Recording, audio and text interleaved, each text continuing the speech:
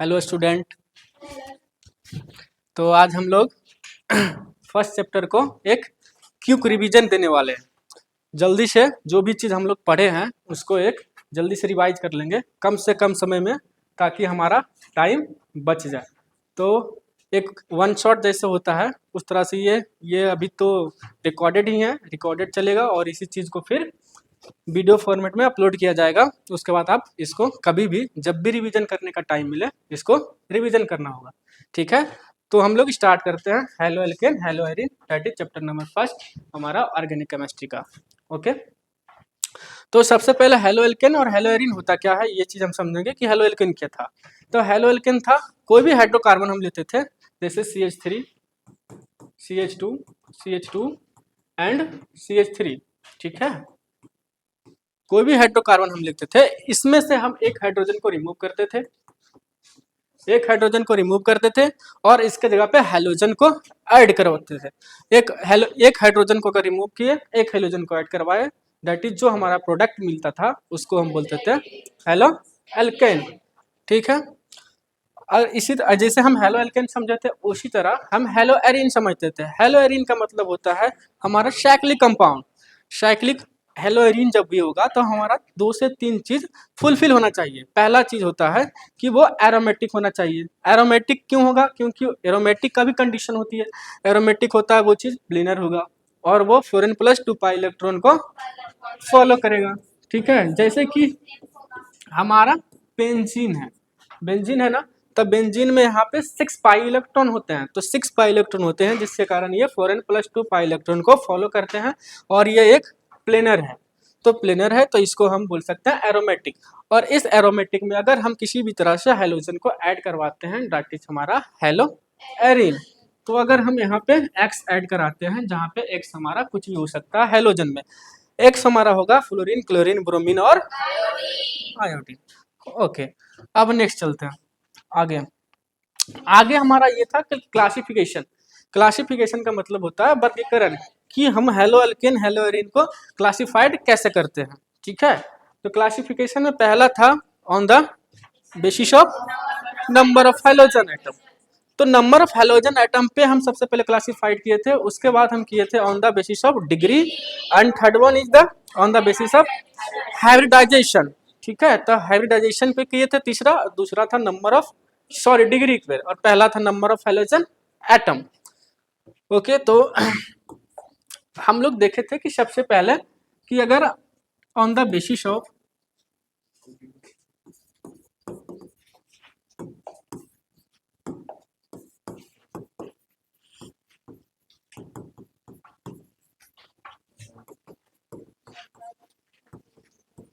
Number of halogen करते थे तो इसमें हमारा 3 आता था, मोनो, डाई एंड ट्राई। 3 आता था जिसमें हमारा अगर एक हेलोजन दिखता था, जिस भी कंपाउंड में अगर एक हेलोजन दिखता था तो उसको हम बोलते थे मोनो, 2 दिखता था तो उसको हम बोलते थे डाई, और 3 दिखता था तो उसको बोलते थे ट्राई हेलोजन, ठीक है। तो अगर ये देखो ये RX है तो ये R होता था हमारा CH3 ग्रुप। कुछ भी अगर CH3 आ रहा है, CH3 CH2 CH2 CH3 and last ये भी CH3, अगर ऐसा भी कंपाउंड है तो इसको भी हम क्या बोलते थे, R है, ठीक है। तो R हम क्या बोलेंगे, कोई भी इथाइल और मिथाइल कोई भी ग्रुप हमारा हमारा आ रहा है तो उसको हम बोलते थे R। तो R विथ हेलोजन, तो ये हमारा हो जाता है क्या, हेलो एल्केन। और इसमें अगर एक हेलोजन आ रहा है तो वो हो जाएगा मोनो, 2 आ जाएगा तो उसको बोलेंगे डाई, और 3 आ जाएगा तो ट्राई। जैसे कि देखिए ये है हमारा CH2 इसमें 2 हेलोजन ऐड कर दिए, एक हेलोजन यहाँ और एक हेलोजन यहाँ, तो ये हमारा हो गया डाई। अगर 2 हेलोजन किसी भी कंपाउंड में आ रहा है तो ये हो जाएगा डाई हेलोजिनेट हो जाएगा। और थर्ड वन हो जाएगा जो अगर इसके जगह पे 3 आ गया तो उसको बोल देंगे हम लोग ट्राई हेलोजिनेट। जैसे कि अगर इसी में CH CH एंड CH, एक हेलोजन यहाँ ऐड करें, एक हेलोजन यहाँ और एक यहाँ, इसका बैलेंस ही देखेंगे, एक बॉन्ड, 2 बॉन्ड, एक 3, तो यहाँ हो जाएगा CH2 and 1 2 3 and 4 and 1 2 3 and 4, तो ये हो जाएगा हमारा टोटल इसका कार्बन का बैलेंसी के साथ हम लिखे हैं हेलोजन को, ठीक है। तो ये halogen CH2X CH2X CH2 CH and CH2X। तो ये हो जाएगा हमारा ट्राई वैलेंट, मतलब कि इसमें 3 हैलोजन है। ठीक है, तो मोनो डाई एंड ट्राई हैलोजिनेट हमारा ये हो गया, मतलब पहला क्लासिफिकेशन खत्म। तो on the basis of number of halogen खत्म हो चुका है और हम आगे बढ़ रहे हैं डिग्री के हिसाब से। तो दूसरा है कि classification on the basis of degree. तो डिग्री में हम पढ़े हैं कि 1 डिग्री, 2 डिग्री, 3 डिग्री। हाँ, तो ये हम थोड़ा इसलिए आगे जा रहे हैं क्योंकि ये सब चीज़ हम लोग पढ़ चुके हैं, तो आसानी से हम एक क्विक रिवीजन कर रहे हैं। तो इसमें भी हमारा 1 डिग्री, 2 डिग्री एंड 3 डिग्री आएगा। तो 1 डिग्री, देखिए डिग्री अगर जब भी निकालना होगा तो जिस चीज़ का डिग्री पूछेगा उस पर पहले फोकस करना। अगर मान लो कोई भी तुमको हैलो अल्केन या हैलो एरिन कुछ भी अगर दिया हुआ है तो उस पर फोकस करो, जो हैलोजन जहाँ से ऐड है उस कार्बन को फोकस करना और वो देखना कि वो कार्बन कितने कार्बन से जुड़ा हुआ है। ठीक है, तो वो उस चीज का उसको डिग्री बता देगा। मतलब ये कहने का मतलब ये हुआ कि अगर हैलोजन जहां जुड़ा है उस कार्बन के आजू बाजू जितना भी कार्बन है वो उसका डिग्री को डिफाइन करता है। किसका? वो कंपाउंड का। तो मान लीजिए अगर कोई हैलो एल्केन दिया है, उसमें एक एक हैलोजन है। ठीक है, जैसे एग्जांपल ले रहे हैं हम ये। तो जैसे ये एग्जांपल है, तो अगर हम ये बोलेंगे कि इसका हमको डिग्री पता करना है कि डिग्री इसका कितना है, तो अगर जो पता करना है, जैसे कि ये हैलो एल्केन है तो ये हैलोजन पे फोकस करेंगे। चलो हैलोजन पे कर लिए। इस हैलोजन कहाँ, ये हैलोजन किससे जुड़ा हुआ? ये कार्बन से। अब ये देखना होगा कि ये कार्बन कितने कार्बन से जुड़ा हुआ है। एक कार्बन से जुड़ा हुआ है, तो ये हो जाएगा 1 डिग्री। ऐसा ही सिमिलरली 2 डिग्री होगा और 3 डिग्री। कैसे सर? इसको अगर हम मिटा के, यहाँ CH2 था, यहाँ क्या था? CH2 था, तो इसको अगर हम मिटा के यहाँ लगा दिए R और ये हो गया H, तो अगर 2 टाइम्स इधर भी R है और इधर भी R है तो इसका डिग्री हो जाएगा 2। और इसी में अगर इस H को भी हम मिटा के यहाँ एक और R लगा दिए तो ये हो जाएगा 3 डिग्री। तो ये हमारा क्लासिफिकेशन हो गया 3 तरह, ये on the basis of degree. Degree पे 1 डिग्री, 2 डिग्री, 3 डिग्री, तीनों के तीनों हम समझ गए। नेक्स्ट आगे चलते हैं।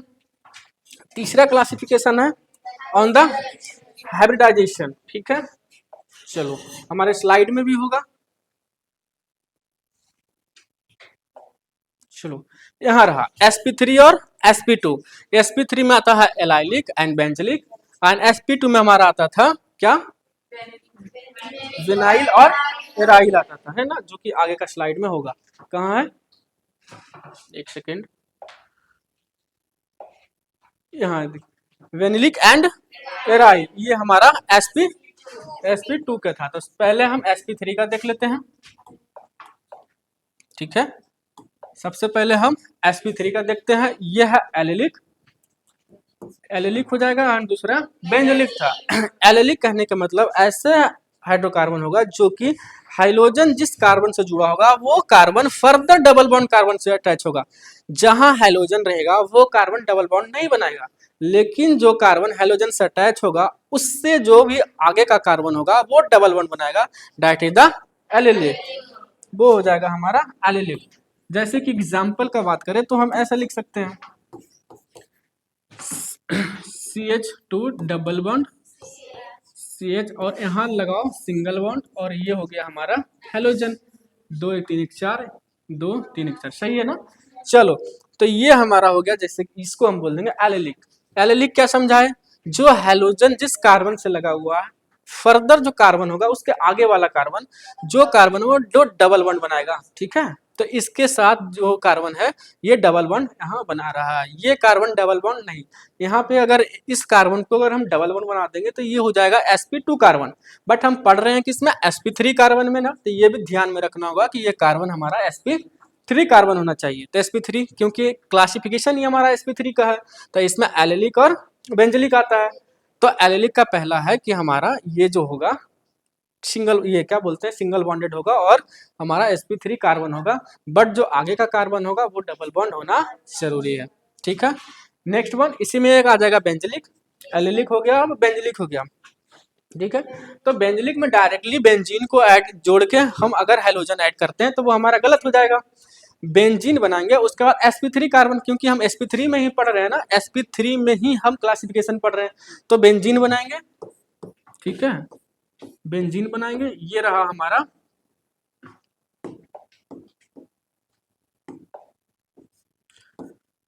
ये रहा बेंजीन, सॉरी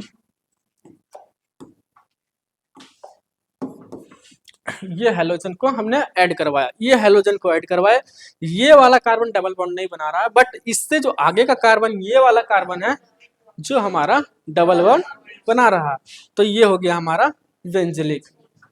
ठीक है, नेक्स्ट बनाते हैं। अब sp2 के ऊपर आते हैं, तो sp2 में भी आएगा दो, वेनाइलिक एंड एराइल, वेनाइलिक एंड एराइल। तो वेनाइलिक में क्या होगा, पढ़ ही रहे हैं sp2 ना, तो sp2 पढ़ रहे हैं तो डायरेक्टली हम कोई ऐसा हाइड्रोकार्बन ले जो डबल बॉन्ड बनाए तो sp2 होगा, डबल बॉन्ड के मतलब sp2। आंख बंद करके हमेशा ये चीज ध्यान में रखना कि अगर सिंगल बॉन्ड बन रहा है कहीं पे भी तो sp3 होगा, डबल बॉन्ड रहा है तो वो sp2 होगा, ट्रिपल बन रहा है तो वो sp हो जाएगा ना। तो ये हमारा था दो, कौन कौन था, पहला था वेनाइलिक एंड दूसरा क्या था, एराइल था। ठीक है, पहला था क्या, वेनिलिक था और दूसरा एराइल था। तो sp2 कार्बन बनाएंगे, बना देंगे दो ये बन गया ना sp2 कार्बन, ये कार्बन डबल बॉन्ड बना रहा है, इससे कोई भी हेलोजन को हम ऐड करवा देंगे, तो ये हमारा एग्जांपल हो जाएगा किसका, वेनिलिक का। ओके, एग्जाम्पल भी यहाँ लिखा है। ठीक है, उसके बाद एराइल, एराइल का तो फॉर्मेट ही एराइल है, तो हम लोग जानते हैं कि एराइल कौन होगा, साइक्लिक फॉर्म में होगा। ठीक है, तो साइक्लिक फॉर्म में कोई भी हम दिखा देंगे इस टाइप में। ठीक है, ऐसे ऐड करवा दिए, साइक्लिक फॉर्म में है ना, साइक्लिक फॉर्म में 4n+2 पाई इलेक्ट्रॉन को भी फॉलो करेगा, ये एरोमेटिक है, क्योंकि अगर n के वैल्यू अगर 0 पुट करेंगे तो 2 पाई इलेक्ट्रॉन आएगा ना, तो 2 पाई इलेक्ट्रॉन आएगा, तो ये हमारा एराइल का एक फॉर्म है। ठीक है, तो ये sp2 होगा। एक और क्या छूट गया हम लोग का, एक और इसमें छूट गया, जब हम लोग नंबर ऑफ, ये क्या बोलते हैं, हाँ जेमिनल और विशनल, दो चीज हमारा छूट गया, जेमिनल एंड विशनल। ठीक है, जेमिनल और विशनल, देखो एक ही कार्बन पर अगर दो हेलोजन आता है तो उसको हम बोलते हैं जेमिनल, और अगर अलग अलग कार्बन पे अलग अलग अगर हमारा हेलोजन आ रहा है तो उसको हम बोल देंगे विशनल। जैसे कि ये देखो एग्जांपल, CH2 यहाँ X एंड यहाँ X, तो ये हमारा हो जाएगा क्या, विशनल, क्योंकि ये अलग अलग कार्बन है ना, अलग अलग कार्बन पे दोनों हेलोजन आ रहा है। अगर एक ही कार्बन पे दो हेलोजन आया तो यहाँ X एंड यहाँ X रखो, तो ये हमारा क्या हो जाएगा, जेमिनल हो जाएगा। नेक्स्ट, यहाँ हम क्या पढ़े थे कि यूरिया था जो हमारा पहला कंपाउंड ऐसा था जो कि लैब में बना था। तो फर्स्ट ऑर्गेनिक कंपाउंड जो भी था हमारा लैब में प्रिपेयर हुआ था वो था यूरिया था। ठीक है,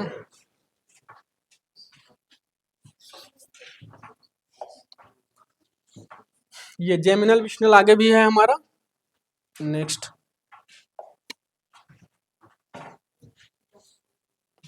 अच्छा डायपोल मोमेंट, डायपोल मोमेंट क्या होता था, डायपोल मोमेंट होता था चार्ज इनटू उसका डिस्टेंस, जो भी रेडियस, जो भी उसका डिस्टेंस है चार्ज का, जो भी दूरी है चार्ज से, वो होता था डायपोल मोमेंट। डायपोल मोमेंट का फॉर्मूला आप लोग फिजिक्स में भी पढ़ेंगे, डायपोल मोमेंट m इज कष्ट होता है q इंटू r। ठीक है, तो अगर रेडियस जो होता है, डिस्टेंस जो होता है, जैसे कोई भी मॉलिक्यूल्स है तो उसका साइज के हिसाब से, अगर बड़ा साइज होगा तो उसका रेडियस भी बड़ा होगा।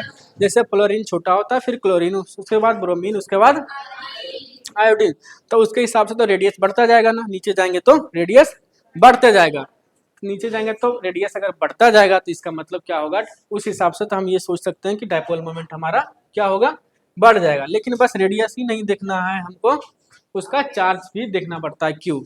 ठीक है, तो यहाँ तक क्या था हमारा CF, Cl, CCl, CBr and Ci।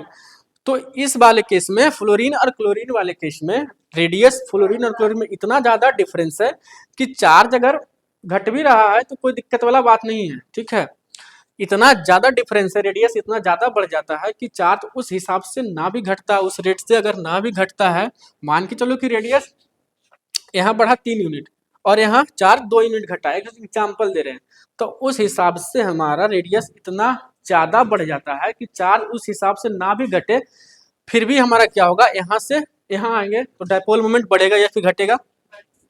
बढ़ेगा ना। ये रेडियस बढ़ रहा है तो डायपोल मोमेंट बढ़ेगा, क्योंकि ज्यादा हिसाब से अगर 3 यूनिट रेडियस बढ़ेगा, ये 2 ही नहीं तो ओवरऑल 1 यूनिट बढ़ गया ना, तो 1 यूनिट बढ़ जाएगा, तो यहाँ से यहाँ आने पे हमारा डायपोल मोमेंट इंक्रीज किया ना। ठीक है, तो इंक्रीज कर गया तो हम सी एफ से अगर सी सी एल में आए, मतलब कि इस तरह से हम लोग याद रख सकते हैं, ठीक है, कि फ्लोरीन से अगर क्लोरीन पे आए हैं तो हमारा डायपोल मोमेंट बढ़ जाएगा। लेकिन आगे वाले केस में क्या होता है, यहाँ से अगर नीचे आते हैं तो डायपोल मोमेंट घटता है, क्योंकि उस रेट से हमारा रेडियस नहीं बढ़ता है, ठीक है, जिस रेट से बढ़ना चाहिए, और चार्ज का कैपेसिटी उस रेट से हमारा ये बढ़ जाता है ना। तो हमारा ये क्या बोलते हैं, ये हाँ, डायपोल मोमेंट ओवरऑल क्या होता है, घट जाएगा। यहाँ से यहाँ क्लोरीन से नीचे आएंगे तो फिर घटेगा, और क्लोरीन तक आए तो फिर वो डायपोल मोमेंट बढ़ेगा। और इसमें क्या क्या हम लोग पढ़े थे, बॉन्ड लेंथ पढ़े थे, बॉन्ड स्ट्रेंथ पढ़े थे, और इंथैल्पी पढ़े थे, ठीक है। तो देखो, अगर नीचे आ रहे हैं तो अगर साइज बढ़ रहा है तो लेंथ भी बढ़ जाएगा। अगर साइज बढ़ रहा है, एटम का साइज बढ़ेगा तो लेंथ भी बढ़ेगा।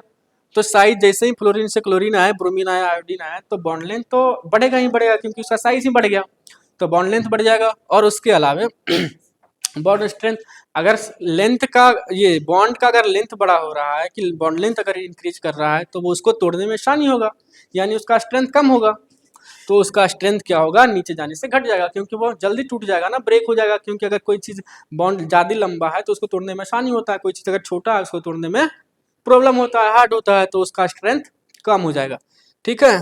और इंथैल्पी की बात करें तो इंथैल्पी क्या होता है कि enthalpy is a type of energy, वो एनर्जी का तरह होता है। इंथैल्पी क्या होता है, एनर्जी होता है एक तरह से। अगर किसी चीज़ को हमको ब्रेक करना होता है तो उसको हम एनर्जी देते हैं in the form of enthalpy, ठीक है। तो अगर नीचे जाते हैं तो नीचे वाले को तोड़ना बहुत आसान होता है, तो नीचे वाला क्योंकि बॉन्ड लेंथ भी ज़्यादा है तो तोड़ने में भी आसान होगा। तो अगर नीचे जाएंगे तो हमको एनर्जी का रिक्वायरमेंट बहुत ही कम होगा। तो अगर कम होता है रिक्वायरमेंट तो इसको हम बोल सकते हैं कि इंथैल्पी, ऊपर से नीचे जाने पर इंथैल्पी घटता है, ठीक है। इतना चीज़ हम इसमें पढ़े थे। ओके, नेक्स्ट, बॉइलिंग पॉइंट और मेल्टिंग पॉइंट है। अच्छा, भौतिक गुण,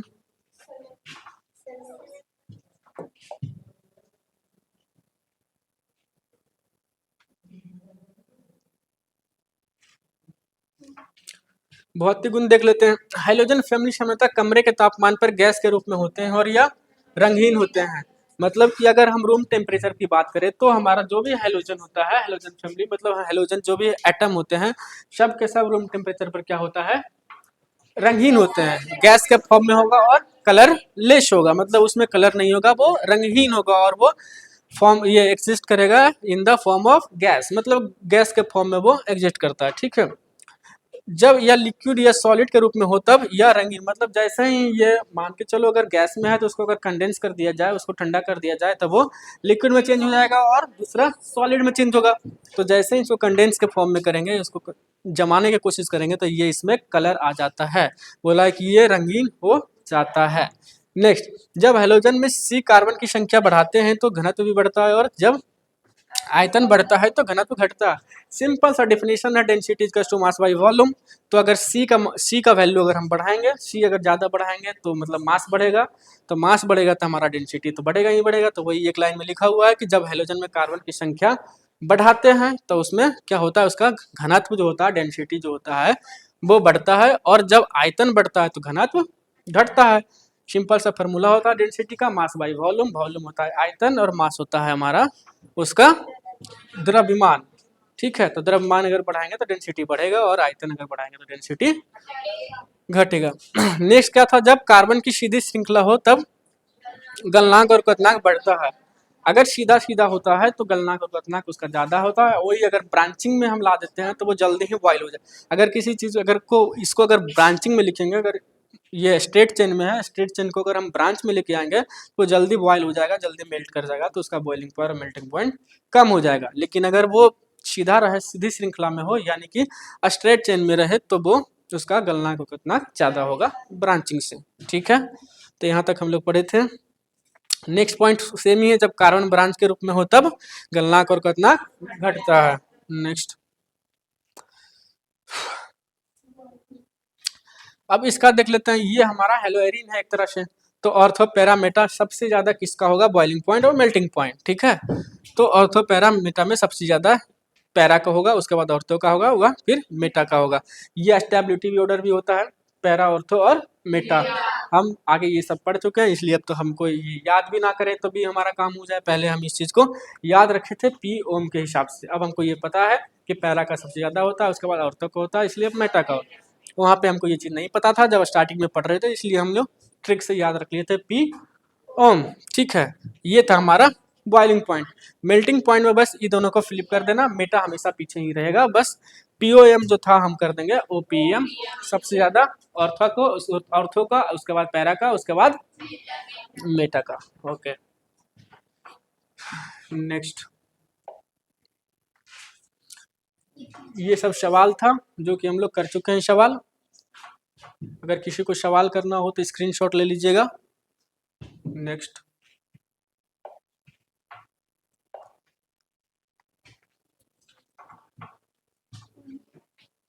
सेम चीज है वही, ये मेल्टिंग पॉइंट है जो अभी अभी समझाए हैं कि सबसे ज्यादा किसका हो जाएगा, ऑर्थो पैरा, उसके बाद मेटा का।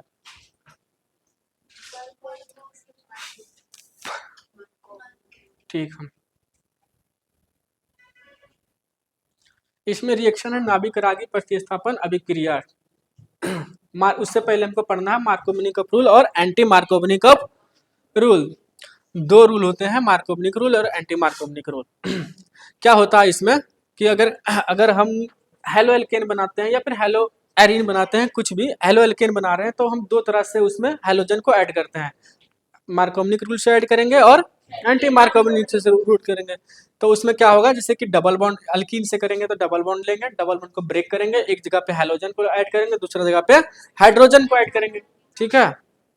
तो मार्कोवनिक में क्या होगा, देखो जहां कम हाइड्रोजन है वहां पे क्या ऐड हुआ, यहाँ ध्यान दो, हाइड्रोजन। और जहां ज्यादा हाइड्रोजन है, हाँ, तो हम लोग इस तरह से याद भी कर लिए थे कि जहां ज्यादा हाइड्रोजन है वहां और हाइड्रोजन दे दो, जिसमें ज्यादा हाइड्रोजन है उसको और हाइड्रोजन दे दो, तो वो हो जाएगा मार्कोवनिक रूल।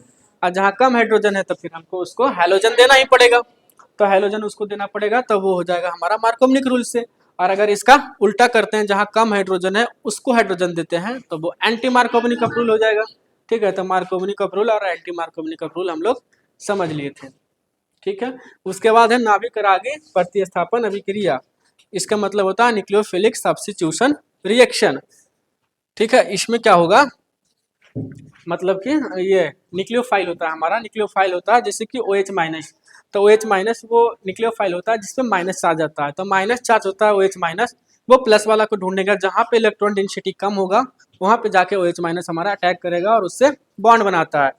OH माइनस इसके पास इलेक्ट्रॉन है, माइनस के मतलब कि इलेक्ट्रॉन, अगर जहाँ भी न्यूक्लियोफाइल है तो उसके पास, इसका कहने का मतलब ये हुआ कि अगर कोई न्यूक्लियोफाइल है तो उसके पास इलेक्ट्रॉन ज़्यादा है, वो इलेक्ट्रॉन को डोनेट करेगा, कहीं पे अटैक करेगा, किसी और को इलेक्ट्रॉन देगा और बॉन्ड बनाएगा।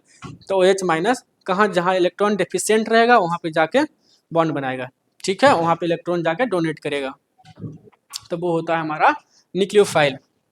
हमको एनसीईआरटी में ज़्यादातर जिक्र हुआ है OH माइनस का। ये तो हमारा हो चुका था डायपोल मोमेंट। ये रहा हमारा डायपोल मोमेंट का, ये कि किसका ज़्यादा डायपोल मोमेंट होगा, ऑर्डर है ये कि सबसे ज़्यादा डायपोल मोमेंट किसका होगा, तो सबसे ज़्यादा डायपोल मोमेंट था CCl, CF and CBr and CI। तो स्क्रीनशॉट ले सकते हैं इसको। एंड नेक्स्ट, जैसे कि हम समझे अभी न्यूक्लियोफाइल वो होता है जिसके पास इलेक्ट्रॉन ज़्यादा होता है, माइनस उसमें माइनस चार्ज होता है, वो प्लस वाला को ढूंढता है, प्लस वाले पे जाके अटैक करेगा और बहुत ही अच्छा बॉन्ड बनाता है, प्लस वाले के साथ उसका बहुत अच्छा बॉन्ड बनता है OH माइनस का, ठीक है। ऐसा ही होता है हमारा इलेक्ट्रोफाइल, उसका जस्ट अपोजिट इलेक्ट्रोफाइल क्या हो जाएगा, जिसके पास इलेक्ट्रॉन कम होगा, डिफिशियंट होगा, उसके पास इलेक्ट्रॉन की कमी होगा, तो वो माइनस वाले को दिखेगा कि जहाँ ज़्यादा इलेक्ट्रॉन है वहाँ जाएगा वो ये अटैक करने के लिए। मतलब ऐसे ऐसे होते हैं जो कि इलेक्ट्रॉन विड्रॉल करना जानते हैं, किसी से इलेक्ट्रॉन छीनना जानते हैं, वैसे ग्रुप को हम -I ग्रुप भी बोलते हैं कि वो -I इफेक्ट लगाता है, ठीक है, जो कि हमको एल्कोहल और फिनॉल वाले चैप्टर में पढ़ने को मिलेगा। इलेक्ट्रोफाइल E+ मतलब ये पॉजिटिव है ना, चलो तो ये जाएगा निगेटिव वाले के पास, मतलब कि जहाँ पे इलेक्ट्रॉन ज़्यादा रहेगा इलेक्ट्रॉन को ये एक्सेप्ट करता है, ये इलेक्ट्रॉन को लेता है। ठीक है, ये है न्यूक्लियोफाइल हमारा, जहाँ पे ये पॉजिटिव के पास जाएगा। ठीक है, इसके पास इलेक्ट्रॉन है तो ये पॉजिटिव के पास जाएगा। और ये होता है हमारा इलेक्ट्रॉन डोनर। क्या होता है ये इलेक्ट्रॉन डोनर है, इलेक्ट्रॉन को डोनेट करता है, जैसे कि हमारा OH माइनस बहुत ही अच्छा हमारा न्यूक्लियोफाइल है। ठीक है, वैसे ही हम समझे थे कार्बोकटाइन। कार्बोकटाइन क्या होता है, C पर प्लस चार्ज आ गया तो यानी कि कार्बोकटाइन। यहाँ प्लस चार्ज दिख रहा है इसका मतलब ये होता है कि वहाँ पे तुम्हारा इलेक्ट्रॉन की कमी है, इलेक्ट्रॉन डेफिशिएंट है, वहाँ पर इलेक्ट्रॉन चाहिए उसको इलेक्ट्रॉन। तो यहाँ पे देखो ये C प्लस है तो इसको हम बोल देते हैं कार्बोकटाइन। ओके, तो इसको इलेक्ट्रॉन की डिफिशिएंट है। नहीं देखो ये कैसे बना, एक हाइड्रोजन अगर यहाँ से चला जाता है, रिमूव होता है, तो यहाँ पे कार्बोकटाइन फॉर्म हो जाता है। अब हम आगे पढ़े थे method of preparation of hello alkane, कि हम हेलो अल्केन कैसे बनाते हैं, इसका मेथड क्या क्या है, हिंदी में इसको बोले तो हेलो अल्केन बनाने की विधि, यानी कि इसकी बिरचन, मतलब हेलो अल्केन की विधियां, ऐसे भी हम बोल सकते हैं बिरचन की विधियां। ठीक है, तो method of preparation of hello alkane, तो सबसे पहले किससे बनाया, हाइड्रोकार्बन से, फिर हम अल्कोहल से भी बना सकते हैं। तो हाइड्रोकार्बन में हम देखो ये हाइड्रोकार्बन लिए CH3 CH2 CH3, मतलब कि सिंपल सा हाइड्रोकार्बन ले लिए हैं CH3 CH2 CH3। ठीक है, सिंपल सा क्या लिया है, हाइड्रोकार्बन। तो एक हाइड्रोजन को यहाँ से रिमूव करवाते हैं सनलाइट के प्रेजेंस में, यहाँ पे सनलाइट देते हैं, तो एक हाइड्रोजन को हम यहाँ से रिमूव करेंगे और क्या जोड़ देंगे, हाइड्रोजन Cl2 हम इसमें पास करवा रहे हैं। Cl टूटेगा एक प्लस में और एक माइनस में, प्लस माइनस में इसलिए टूटता है क्योंकि यहाँ जो इलेक्ट्रॉन होता है ये इलेक्ट्रॉन इधर शिफ्ट हो जाता है, इधर अगर इलेक्ट्रॉन यहाँ शिफ्ट होगा तो इस पे माइनस चार्ज आएगा और इस पे प्लस चार्ज आएगा। ठीक है, तो अगर यहाँ से ये हाइड्रोजन चला जाएगा ये पॉजिटिव करके, तो ये माइनस वाला जाके यहाँ पे ऐड होगा। अगर हाइड्रोजन यहाँ से रिमूव होता है तो अगर ये कार्बोकटाइन बनता है, यहाँ पार्शियल पॉजिटिव यहाँ पार्शियल निगेटिव फॉर्म होता है, तो होगा क्या कि अगर यहाँ से पार्शियल निगेटिव फॉर्म हो गया, चला गया कार्बोकटाइन C प्लस बन गया, तो वैसे ही यहाँ पर क्लोरीन दो भाग में टूटेगा, एक Cl प्लस में और Cl माइनस में। बस करना कुछ नहीं है, माइनस को प्लस से जोड़ देना और प्लस को माइनस से जोड़ देना है, तो वही काम हुआ है। ये जो एजेटिव था CH3 हमारा, ये CH3 और ये CH2 और CH ऊपर नीचे और यहाँ पे Cl आके ऐड हो गया है। ठीक है, और जो हमारा H बाहर गया था वो एक Cl के साथ HCl बना सकता है। ठीक है, चलो नेक्स्ट।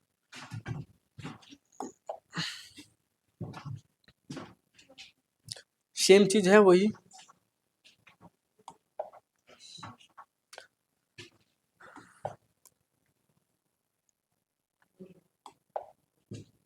देखो ये C और X के बीच में जो बॉन्ड है ना, जो ये अवंत है, उसके बारे में थोड़ा कुछ ये बताया गया है यहाँ पे। तो C और X के बीच में जो भी इलेक्ट्रोनेगेटिविटी होता है कि इलेक्ट्रॉन की छीनने की क्षमता कितना है, कैपेसिटी कितना है, मतलब कि ये इससे इलेक्ट्रॉन छीनेगा या फिर ये छीनेगा। तो हाइड्रोजन का इलेक्ट्रोनेगेटिविटी बहुत ही ज़्यादा होता है, जिसके कारण कार्बन से ये इलेक्ट्रॉन को छीन लेता है। तो अगर कार्बन से ये इलेक्ट्रॉन छीनेगा तो इसका इलेक्ट्रॉन इधर शिफ्ट होगा, तो इसका इलेक्ट्रॉन इधर शिफ्ट होगा, तो जैसे ही इलेक्ट्रॉन यहाँ शिफ्ट होगा तो इस पर आ जाएगा माइनस चार्ज, इस पर आ जाएगा प्लस चार्ज। तो इलेक्ट्रॉन जब शिफ्ट होने लगता है तो इस पे आता है पार्शियल चार्ज, पार्शियल नेगेटिव, और इस पे आता है पार्शियल। जब पूरा के पूरा इलेक्ट्रॉन इधर शिफ्ट हो जाएगा, पूरा के पूरा इलेक्ट्रॉन यहाँ शिफ्ट हो गया, इससे सेपरेट हो जाएगा, तो ये इस पे फुल चार्ज डेवलप हो जाएगा C plus and X minus. ठीक है, चलो नेक्स्ट। बस इलेक्ट्रोनेगेटिविटी सिंपल ये होता है कि इलेक्ट्रॉन छीनने की कैपेसिटी उसके पास कितना है। अब देखो यहाँ एल्कीन से बनाया गया है क्या, हेलो एल्कीन, हेलो एल्केन बनाया गया है किससे, एल्कीन से। CH3 CH CH2 ये लिया गया है सिंपल सा हेलो, ये सॉरी एल्कीन लिया गया है। HX ऐड करवाए ना, HX ऐड करवाए तो क्या होगा, एक हाइड्रोजन डबल बॉन्ड तोड़ो। ठीक है, अगर डबल बॉन्ड तोड़े तो हाइड्रोजन को निकालने का कोई जरूरत ही नहीं है, दोनों जगह स्पेस वैकेंट क्रिएट होगा।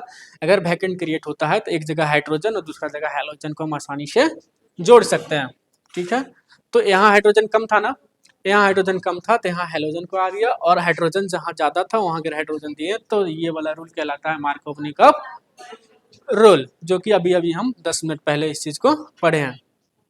तो ये मार्कोवनिक रूल से हमारा हेलो एल्केन बनाया गया है सिंपल वे में, ठीक है।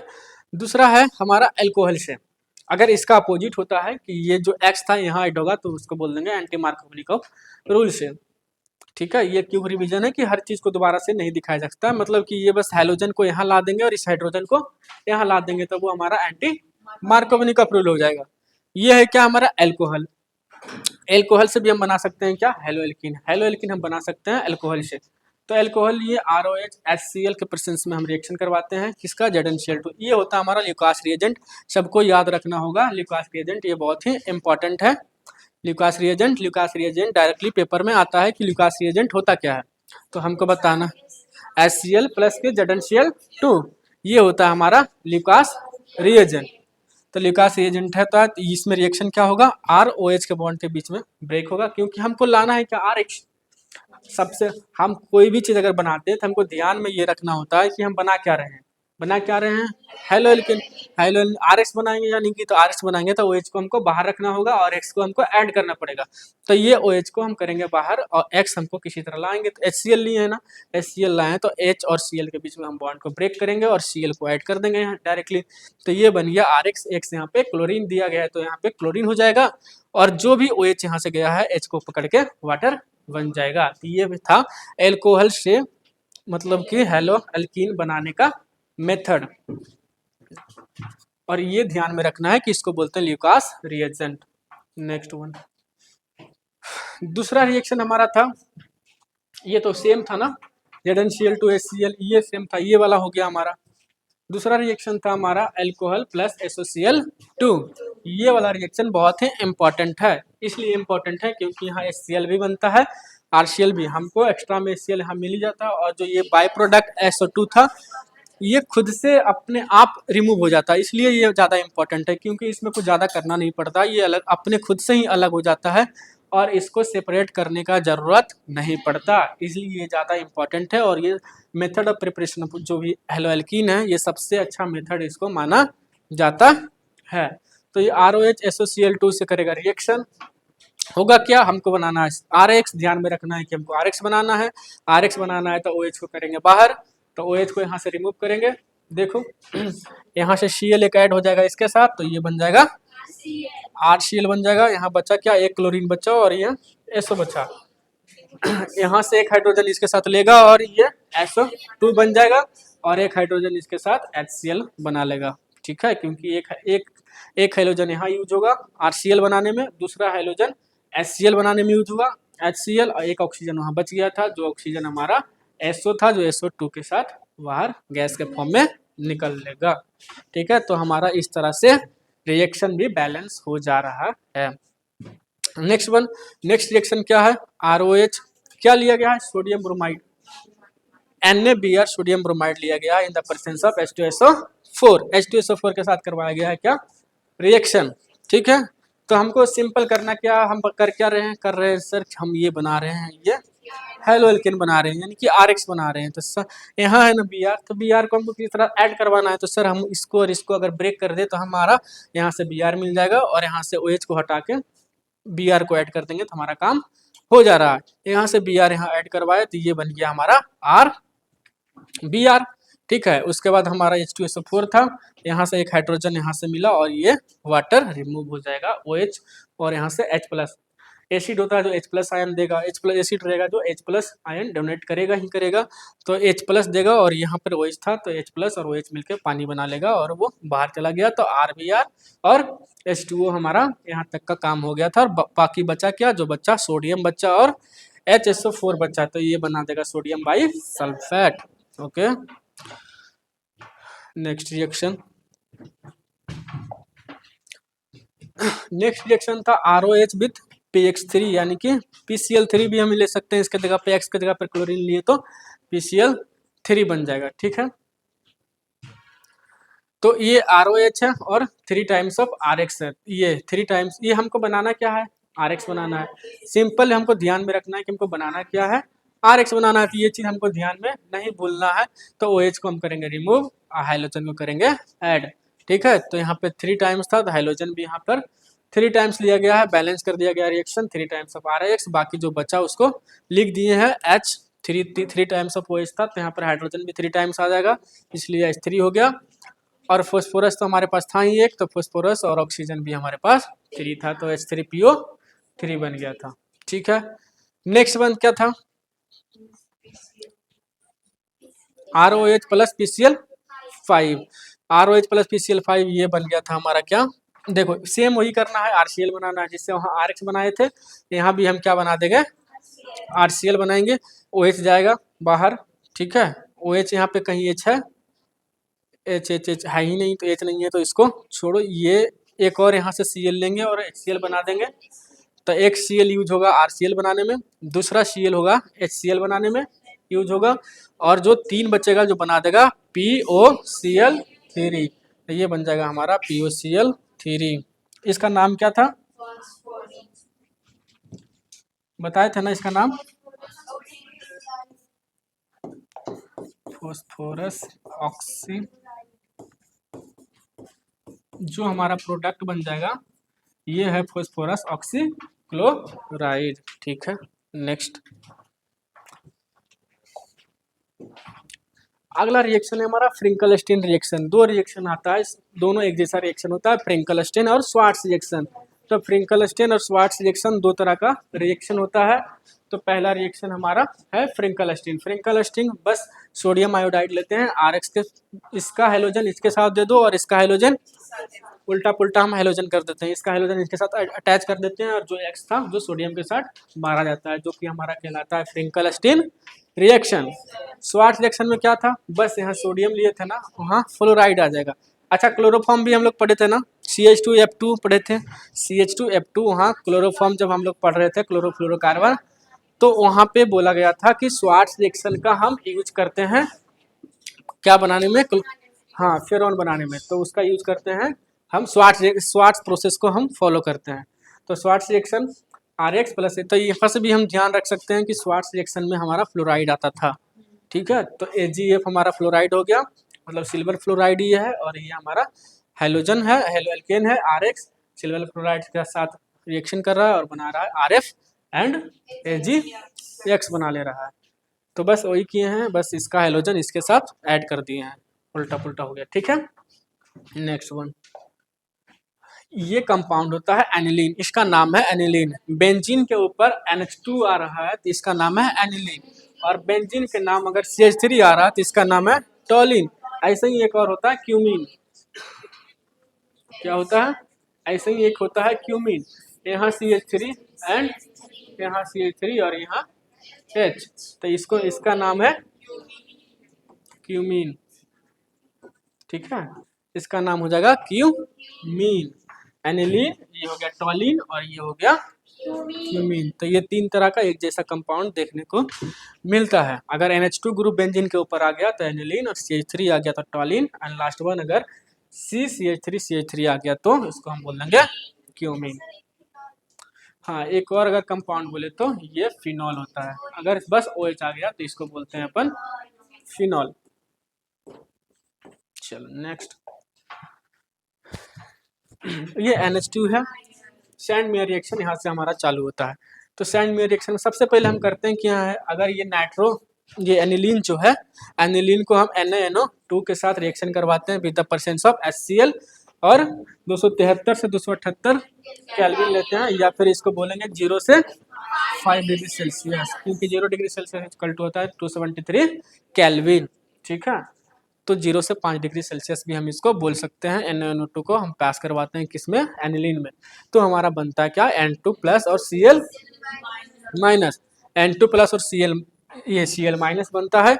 तो इसका जो नाम है ना, बेंजीन डाइएजोनियम सॉल्ट इसको बोलते हैं, इसका नाम है बेंजीन डाइएजोनियम सॉल्ट। बेंजीन के ऊपर N2 प्लस और Cl माइनस जो भी बन रहा है, इसका नाम है benzene diazonium salt. Okay, next, यहाँ से चालू हो रहा है हमारा सैंडमेयर रिएक्शन। सैंडमेयर रिएक्शन क्या होगा? बेंजीन डाइएजोनियम सॉल्ट जो अभी हम प्रिपेयर किए उसको हम लेंगे, और Cu2H2 हम उससे पास करवाते हैं, तो हमको क्या मिलता है? यहाँ से हेलो एरिन मिलता है। ठीक है, यहाँ CuH2 X जो भी यहाँ पे X होगा वही X हमारा यहाँ पे आके ऐड होगा, CuCl2 रहेगा तो यहाँ पे Cl ऐड होगा, CuBr2 रहेगा तो यहाँ पे ब्रोमीन ऐड होगा। ठीक है, अगर हम CuCl2 या CuX2 के जगह पे अगर Cu पाउडर का यूज करेंगे तो उस रिएक्शन को हम बोलेंगे गेटरमान रिएक्शन हो जाएगा। बस इसके जगह पे अगर हम Cu पाउडर का यूज करें तो वो हो जाएगा गेटरमान रिएक्शन। नेक्स्ट,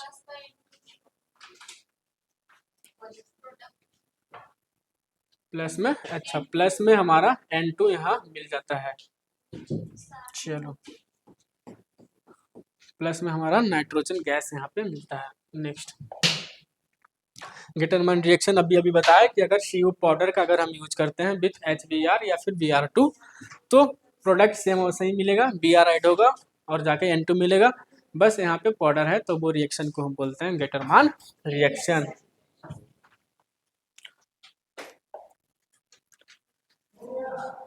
ये सब सारा कुछ हम लोग पढ़ लिए हैं, बस हम लोग ये सब एक बार रिवाइज कर रहे हैं। Method of preparation of haloarene, ठीक है।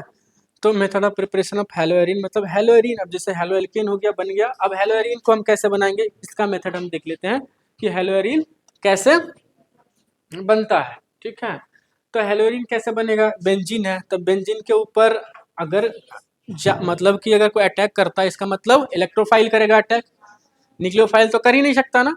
बेंजीन के ऊपर अगर न्यूक्लियोफाइल का अटैक होता है तो वहाँ पे बहुत ज़्यादा एनर्जी का जरूरत पड़ेगा, तब वहाँ पे हम न्यूक्लियोफाइल एडिशन कर सकते हैं। बट अगर हमारा इलेक्ट्रोफिलिक सब्स्टिट्यूशन रिएक्शन है तो वो आराम से कर सकता है। तो ये हम क्या लिए थे, AlCl3 लिए थे। AlCl3 होता है हमारा लुईस एसिड, तो ये हो गया हमारा लुईस एसिड। ये X2, तो X2 हमको सबसे पहले यहाँ बनाना है क्या, इलेक्ट्रोफाइल बनाना है, क्योंकि इलेक्ट्रोफिलिक सब्स्टिट्यूशन रिएक्शन है तो हमको जनरेट करना है क्या, Cl पॉजिटिव। मतलब Cl पॉजिटिव का मतलब हो गया कि ये है एक तरह का इलेक्ट्रोफाइल, क्योंकि प्लस है ना, तो प्लस होता है हमारा इलेक्ट्रॉन डिफिशिएंट होता है, इसलिए उस पर प्लस चार्ज आता है। तो प्लस चार्ज आ गया, इसका मतलब वहाँ पे इलेक्ट्रॉन की कमी है। इलेक्ट्रॉन की कमी है तो बिहेव करेगा एज ए इलेक्ट्रोफाइल। इलेक्ट्रोफाइल को चाहिए इलेक्ट्रॉन, इलेक्ट्रॉन जहाँ ज़्यादा रहेगा वहाँ पे इलेक्ट्रोफाइल जाएगा, यानी कि जो भी हमारा रिच स्पेसिस होगा उसके पास हमारा Cl पॉजिटिव चला जाएगा। तब बेंजीन जो होता है वो वहाँ पे इलेक्ट्रॉन बहुत ज़्यादा होता है, वो रिच होता है। ठीक है, तो बेंजीन CH3 यहाँ लिए, एक टॉलिन लिए हैं, टॉलिन का रिएक्शन करवाएं X2 के साथ। सबसे पहले हम X2 जो भी क्लोरीन, अगर मान के चलो क्लोरीन है तो क्लोरीन को हम ब्रेक करेंगे Cl प्लस और Cl माइनस में। अगर इलेक्ट्रॉन इधर शिफ्ट होता है तो वो हो जाएगा Cl माइनस, अगर इसके तरफ से इलेक्ट्रॉन शिफ्ट होता है तो इस पर आ जाएगा Cl प्लस। तो ये Cl जो प्लस होगा वो बिहेव करेगा एज ए इलेक्ट्रोफाइल। ठीक है, और जो Cl माइनस होता है वो Cl माइनस हमारा AlCl4 माइनस बना लेता है। सर ये भी हो सकता है कि Cl जो माइनस बना दोबारा से प्लस माइनस बन के Cl2 बन सकता है, हाँ बन सकता है, इसलिए हम यहाँ पे यूज करते हैं क्या, हाँ इस, ताकि इसको पकड़ के रख सके। एक और हम ये सॉल्वेंट का यूज करते थे, उसका नाम था प्रोटिक सॉल्वेंट ना, हाँ प्रोटिक सॉल्वेंट था, जो कि हमारा Cl को हमारा Cl2 में दोबारा ऐड होने नहीं देगा, और AlCl3 Cl माइनस को पकड़ के AlCl4 माइनस बना लेता है। तो AlCl4 माइनस बना लेगा, तब तक हमारा जो Cl पॉजिटिव रहेगा वो हमारा एज इलेक्ट्रोफाइल काम करेगा और जाके हमारा बेंजीन के ऊपर अटैक करेगा और ऑर्थो और पैरा पे जाके जुड़ जाएगा। तो यहाँ एक ऑर्थो पे जुड़ेगा, दूसरा पैरा पे जुड़ जाएगा। ठीक है, उसके बाद जब यहाँ से जब हेलोजन ऐड होगा तो एक हाइड्रोजन यहाँ से रिमूव भी होगा, क्योंकि स्पेस चाहिए ना हेलोजन को ऐड होने के लिए। अगर स्पेस चाहिए तो H प्लस यहाँ से निकलेगा, H प्लस अगर निकलेगा तो फिर यहाँ से AlCl4 जो माइनस है वो अनस्टेबल कंपाउंड ऐसे रहेगा। तो ये एज ए अनस्टेबल कंपाउंड क्यों रहेगा, ये Cl माइनस को डोनेट कर देता है और HCl के पास वो चला जाता है Cl माइनस और HCl बन जाता है, ताकि AlCl3 दोबारा से बन जाए। तो जैसे था वैसा ही दोबारा से बन जाता है। नेक्स्ट, न्यूक्लियोफिलिक सब्स्टिट्यूशन रिएक्शन आ जाओ, नाभिक रागी प्रतिस्थापन अभिक्रिया। तो इसमें क्या होता है, इसमें देखो दो रिएक्शन हम करवाते हैं, SN1 reaction and SN2 reaction. ठीक है, अगर तुम्हारा SN1 आया तो 2 स्टेप करवाएंगे, अगर 1 रहा तो 2 स्टेप करवाएंगे, अगर 2 रहा तो वन स्टेप करवाएंगे। तो ये चीज़ हमको ध्यान में रखना पड़ेगा। हम जान चुके हैं कि न्यूक्लियोफिलिक सब्स्टिट्यूशन रिएक्शन में होगा क्या, यानी कि न्यूक्लियोफाइल आएगा। न्यूक्लियोफाइल होता है OH माइनस, OH माइनस आकर अटैक करेगा। कहाँ अटैक करेगा, जहाँ इलेक्ट्रॉन की कमी होगा वहाँ जाके अटैक करेगा। ठीक है, तो SN1 है तो इसमें अगर 2 स्टेप होता है तो 2 स्टेप होता है तो वहाँ क्या होगा, सबसे पहले वहाँ कार्बोकटाइन बनेगा और दूसरा स्टेप में जाके हमारा न्यूक्लियोफाइल कार्बोकटाइन पे अटैक कर देगा। कार्बोकटाइन होता है वहाँ पे इलेक्ट्रॉन डेफिशिएंट है, जहाँ पे इलेक्ट्रॉन डेफिशिएंट रहेगा वहाँ हमारा न्यूक्लियोफाइल जाके अटैक करेगा। वैसे ही SN2 की बात करें तो SN2 होता है फर्स्ट स्टेप रिएक्शन, एक ही स्टेप में दोनों रिएक्शन हो जाएगा। मतलब वहाँ पे क्या होता है, हमारा ये क्या बोलते हैं, हैलोजन जो होता है एक ही स्टेप में रिमूव भी होता है और हमारा OH माइनस होता है पीछे से जाके अटैक करता है और हम बॉन्ड बना लेता है साथ साथ। ठीक है, सबसे पहले हम लोग SN2 ही देख लेते हैं। SN2 में क्या होता है, जैसे कि कोई भी कंपाउंड लिए, ये हैलो एल्केन है, तो हैलो एल्केन है तो ये हो गया X यहाँ से चला गया, X यहाँ से चला जाएगा तो जब जाएगा तो यहाँ बना देगा, सॉरी मतलब अगर SN2 है तो एक ही स्टेप में होगा।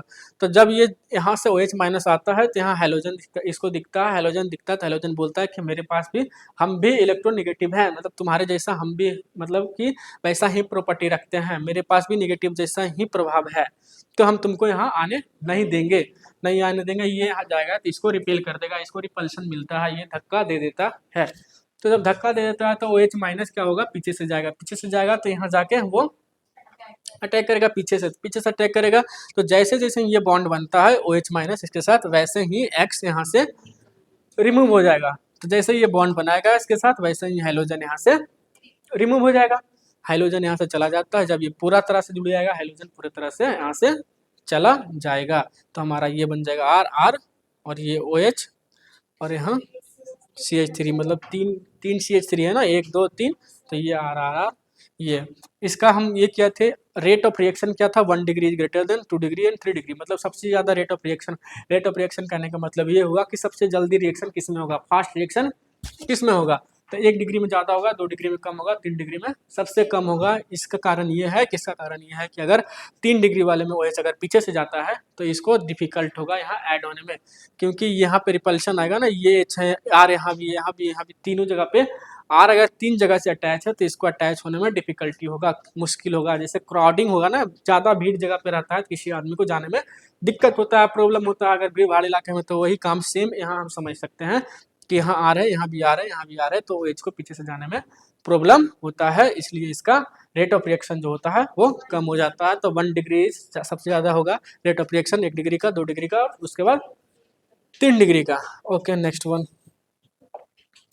उसके बाद हम लोग देखते हैं SN1 रिएक्शन। SN1 रिएक्शन में एक है ना, तो यानी कि 2 स्टेप होगा, 2 स्टेप होता है। तो सबसे पहले इससे हाइड्रोजन बाहर चला जाएगा, X यहाँ से निकल जाएगा तो OH माइनस आके यहाँ अटैच होगा। ठीक है, OH माइनस क्या होता है, न्यूक्लियोफाइल होगा, वो देखेगा कि कार्बोकटाइन कहीं बना हुआ, जाके अटैक करेगा। ठीक है, तब पहला स्टेप में ये होता है कि एकदम शुद्ध कार्बोकटाइन बनता है, RCRR, ये तो कार्बोकटाइन हमारा बन गया। अब कार्बोकटाइन बन गया तो उसके बाद दूसरा स्टेप में OH माइनस आता है और आराम से जाके यहाँ पे क्या करता है, अटैक करता है। तो इसका मतलब कि दो तरह से अटैक कर सकता है, आगे से भी कर सकता है और पीछे से भी कर सकता है, दोनों तरह इसका रास्ता खुला है। लेकिन ये आगे से ही जाएगा, क्यों पीछे से जाएगा, क्योंकि आगे से आसान होगा। तो इसलिए ये ज़्यादा से ज़्यादा लगभग 81% के आसपास ऐसा बनेगा कि आगे से ही अटैक करे, और कुछ परसेंट ऐसा होता है लगभग 19% के आसपास जो कि पीछे से अटैक करेगा, तो फिर वो बन जाएगा। हाँ, तो इस अगर पीछे से अटैक करता है तो ये बन जाएगा इन्वर्जन, और जो आगे से अटैक करेगा उसको हम बोलते हैं रिटेंशन। रिटेंशन का मतलब होता है धारण और इन्वर्जन का मतलब होता है प्रतिलोपन। ठीक है, और अगर जो कंपाउंड ये दोनों बनाएगा और इसका मिक्सचर होगा तो उस दोनों का A+B, अगर ये A बन रहा है, ये B मिल रहा है, A+B को अगर ऐड कर दे, इसका मिक्सचर अगर हम देखें तो उसको बोलते हैं हम लोग रेशमीकरण और रेशमाइजेशन। हाँ, तो इसको हम लोग बोलते हैं रेशमाइजेशन या फिर रेशमीकरण बोलते हैं। ठीक है, तो देखो हुआ क्या, हैलोजन इधर था तो ये OH जो था हमारा न्यूक्लियोफाइल ऐड हुआ इधर ही, सेम तरह ऐड हुआ। अगर सेम तरफ से ऐड होता है तो वो होता है रिटेंशन, मतलब किसी चीज़ को रिटेन कर गया, उसी तरफ रिटेन कर गया, जहाँ था वहीं आ गया, तो इसका मतलब वो चीज़ को रिटेन किया, यानी कि धारण किया है। ठीक है, तो वो OH आ गया। अगर उसके अपोजिट साइड में जाता है तो वो हो जाता है इन्वर्जन। तो जो कि जैसा कि टू में था, SN2 में तो एक ही स्टेप में होता है, तो पीछे से जाना मजबूरी है, तो वो इन्वर्स हो जाएगा, उसका इन्वर्जन आ जाएगा, पीछे आ जाएगा। तो SN2 में हमेशा इन्वर्जन होगा और SN1 में रिटेंशन एंड इन्वर्जन दोनों होगा, और ये दोनों का जो मिक्सचर होगा वो रेसिमाइजेशन होगा। होपफुली सबको समझ आ रहा होगा। ये चीज़ उन्हीं को समझ में आएगा जो पहले से पढ़ रहे हैं, क्योंकि ये एक क्विक रिवीजन है, ये सब सारा चीज़ हम लोग पढ़ चुके हैं।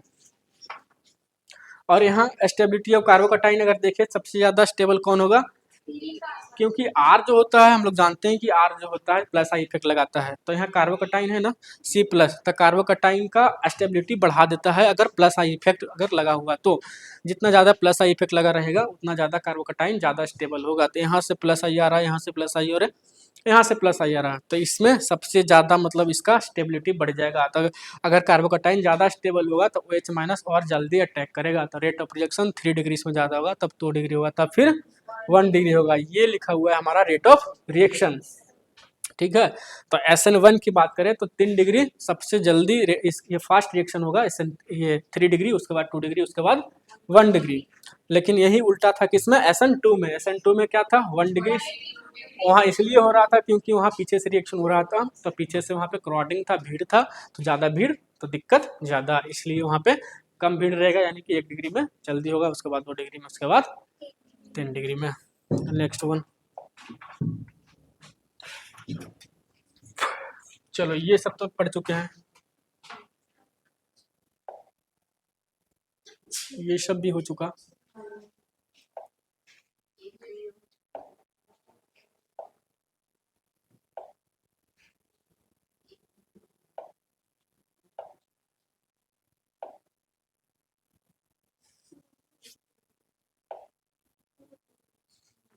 यही समझाए थे NCERT से, अगर हमारा ये मान के चलो कंपाउंड है, ये कंपाउंड है, अगर हमारा यहाँ हेलोजन था ना, X यहाँ था, Y इसके अगर अपोजिट टाइप में आ जाता है, X इधर था, Y यहाँ आ गया, तो ये इन्वर्स हो गया, यानी कि इसका इन्वर्जन हो गया। X इधर ये साइड आना चाहिए, लेकिन आ गया क्या, ये साइड आ गया। उसी तरह अगर X इस साइड है, अगर सेम साइड ही Y आता है, देखो X ये साइड है ना, ये साइड X है, और सेम ही साइड अगर Y आता है तो वो होता है रिटेंशन।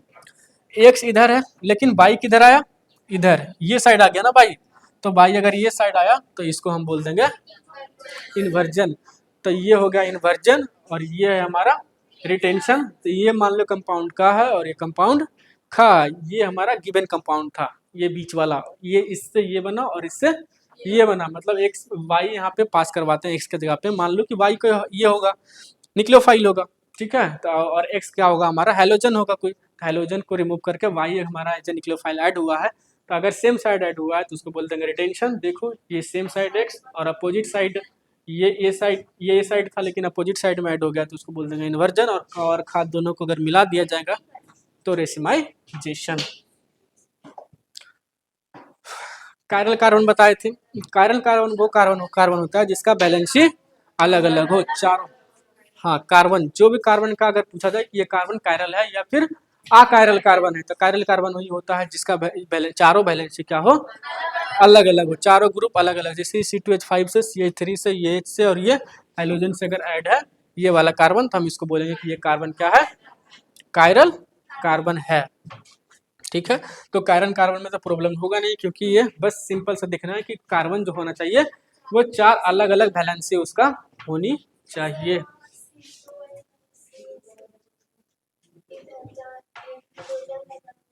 हाँ, ये C2H5 है तो ये ग्रुप अलग हो गया, और CH3 ये ग्रुप अलग हो गया, तो ये ग्रुप अलग है और ये ग्रुप अलग है, इसलिए ये कार्बन कायरल कार्बन है। CH3 है, ये भी अगर CH3 होता तब दोनों के दोनों हमारा सेम हो जाता, तो सेम कार्बन आ जाएगा, तब वो अकायरल कार्बन हो जाएगा, ठीक है। नेक्स्ट,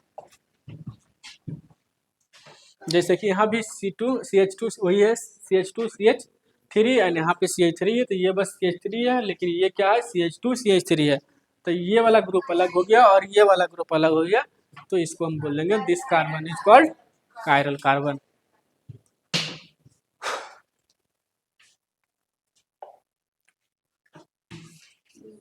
आइसोमेरिज्म वैसे उतना है नहीं सिलेबस में पढ़ना, लेकिन फिर भी आइसोमेरिज्म एक बार रिवाइज कर लेते हैं, क्योंकि रिवीजन चल रहा है इसमें। आइसोमेरिज्म भी कर ही देते हैं। आइसोमेरिज्म दो तरह से होता है, एक स्टीरियो आइसोमेरिज्म और दूसरा ऑप्टिकल आइसोमेरिज्म। स्टीरियो में भी दो आता है, चेन और पोजिशनल, एंड उसमें भी दो आता है, एल फॉर्म और डी फॉर्म होता है। आर डी फॉर्म एक जैसा होता है और ये एल फॉर्म होता है, ठीक है। तो जल्दी से हम इसको रिवाइज कर लेते हैं, क्विक रिवीजन। अगर मान के चलो ये चैन आइसोमेरिज्म किसको बोलेंगे कि मॉलिक्यूलर फॉर्मूला सेम हो लेकिन उसका चैन बस अलग ब्रांच में कर दिया गया, स्ट्रेट चैन को ब्रांच में बदल दिया गया, मतलब अलग अलग चैन बन जा रहा है, तो उसको बोलेंगे हम क्या, चैन आइसोमेरिज्म। जैसे कि फॉर एग्जाम्पल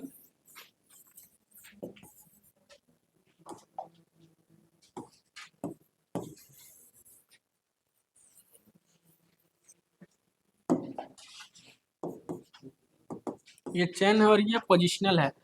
हमारा स्टीरियो आइसोमेरिज्म दो तरह से होता है, चेन और पोजिशनल। तो चेन को हम दो भाग में बांटते हैं, ये सॉरी चेन को हम ऐसे करते हैं कि मान के चलो अगर हमारा मॉलिक्यूलर फार्मूला सेम हुआ और हमारा क्या हुआ, स्ट्रक्चरल फार्मूला उसका बदल गया, तो उसको हम बोल देंगे चेन। जैसे कि ये एक चेन में था, स्ट्रेट चेन में, और दूसरा आ गया हमारा ब्रांचिंग में, तो ये ब्रांच में कन्वर्ट हो गया, ये चेन में है, तो इसको हम बोल देंगे चेन आइसोमेरिज्म। क्योंकि इसका मॉलिक्यूलर फार्मूला सेम है, इसमें भी 4 कार्बन, इसमें भी 4 कार्बन, कार्बन सेम है लेकिन कार्बन का मतलब लिखने का स्ट्रक्चर जो बदल गया, मतलब कि ये आके ब्रांच में चेंज हो गया, और ये हमारा नॉर्मल चेन है, ठीक है। तो ये हमारा हो गया चेन आइसोमेरिज्म। पोजिशनल आइसोमेरिज्म किसको बोलेंगे कि फंक्शनल ग्रुप का पोजीशन ही हम चेंज कर दें।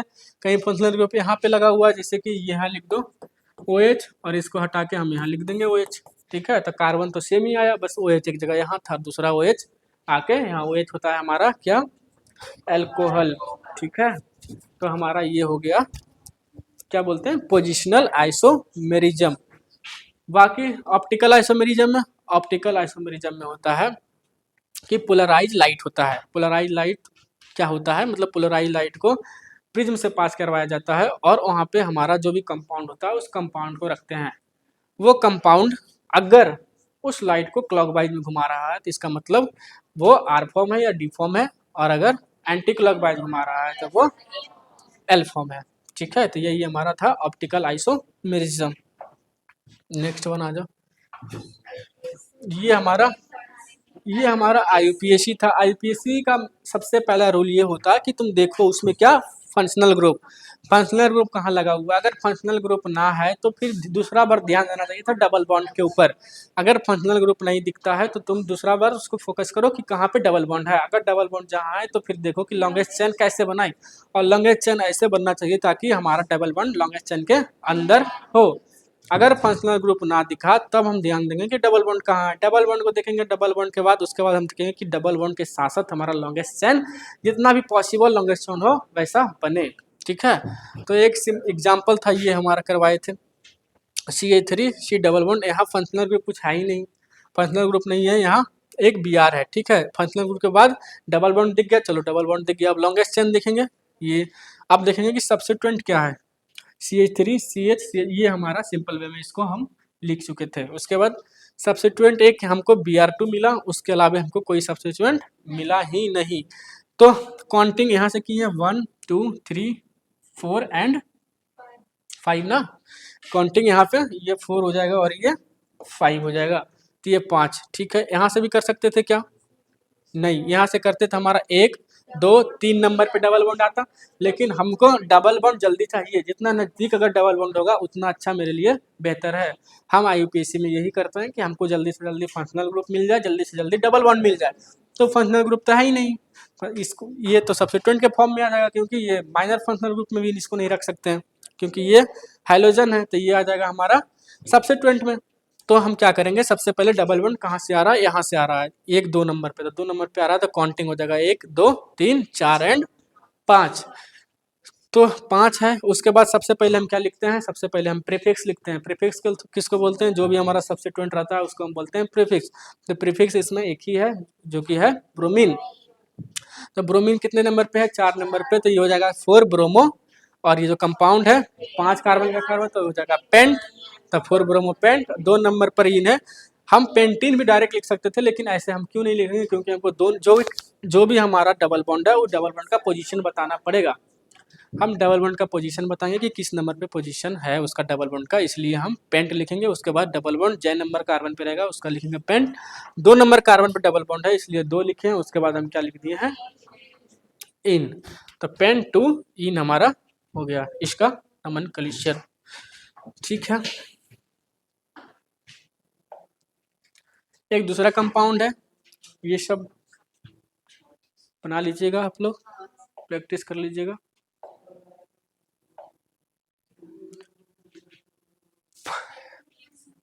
ये क्या है, अच्छा हाँ, देखो ये क्या होता है, आर आई है, आर बी आर है, आर सी एल है, ये आर एफ है। तो इसमें बोलता है रेट ऑफ रिएक्शन, मतलब कि सबसे ज़्यादा रेट ऑफ रिएक्शन किस में होगा। तो रेट ऑफ रिएक्शन कैसे हम इसमें सोचेंगे कि रेट ऑफ रिएक्शन फास्ट कैसे होगा, मतलब जल्दी रिएक्शन कौन करेगा, जो जल्दी टूटेगा वो जल्दी रिएक्ट करेगा। जल्दी कोई चीज़ टूटेगा तब तो रिएक्शन फास्ट होगा ना। तो सबसे जल्दी तो यही टूटेगा ना, क्योंकि इसका बॉन्ड स्ट्रेंथ कमजोर होता है आर आई का, उसके बाद आर बी आर का, उसके बाद आर सी एल का। तो इसका बॉन्ड वीक होता है ना, इसका बॉन्ड वीक होता है, इसलिए रेट ऑफ रिएक्शन इसमें फास्टर होगा। तो आर आई का सबसे ज़्यादा इसमें रेट ऑफ रिएक्शन सबसे ज़्यादा इसका होगा, आर आई का, उसके बाद बी आर का होगा, उसके बाद सी एल का होगा, फिर आपका ये एस एन वन और एस एन टू का लिखा हुआ है rate of reaction. Next one, अब आ जाओ एलिमिनेशन रिएक्शन। एलिमिनेशन यानी कि विलोपन अभिक्रिया। इसमें जैसे एलिमिनेशन रिएक्शन है, इसमें बीटा बीटा हाइड्रोजन को करना होता है बाहर, ठीक है। तो बीटा हाइड्रोजन को बाहर, बीटा हाइड्रोजन किसी को बोलते हैं, जैसे कि जहाँ हाइड्रोजन लगा हुआ है उसके बाद जो भी कार्बन है वो कार्बन हो गया अल्फा कार्बन, उसके बगल वाला कार्बन बीटा कार्बन, उसके बगल वाला गामा, और last one is the delta carbon, ठीक है। तो ये हो गया alpha beta.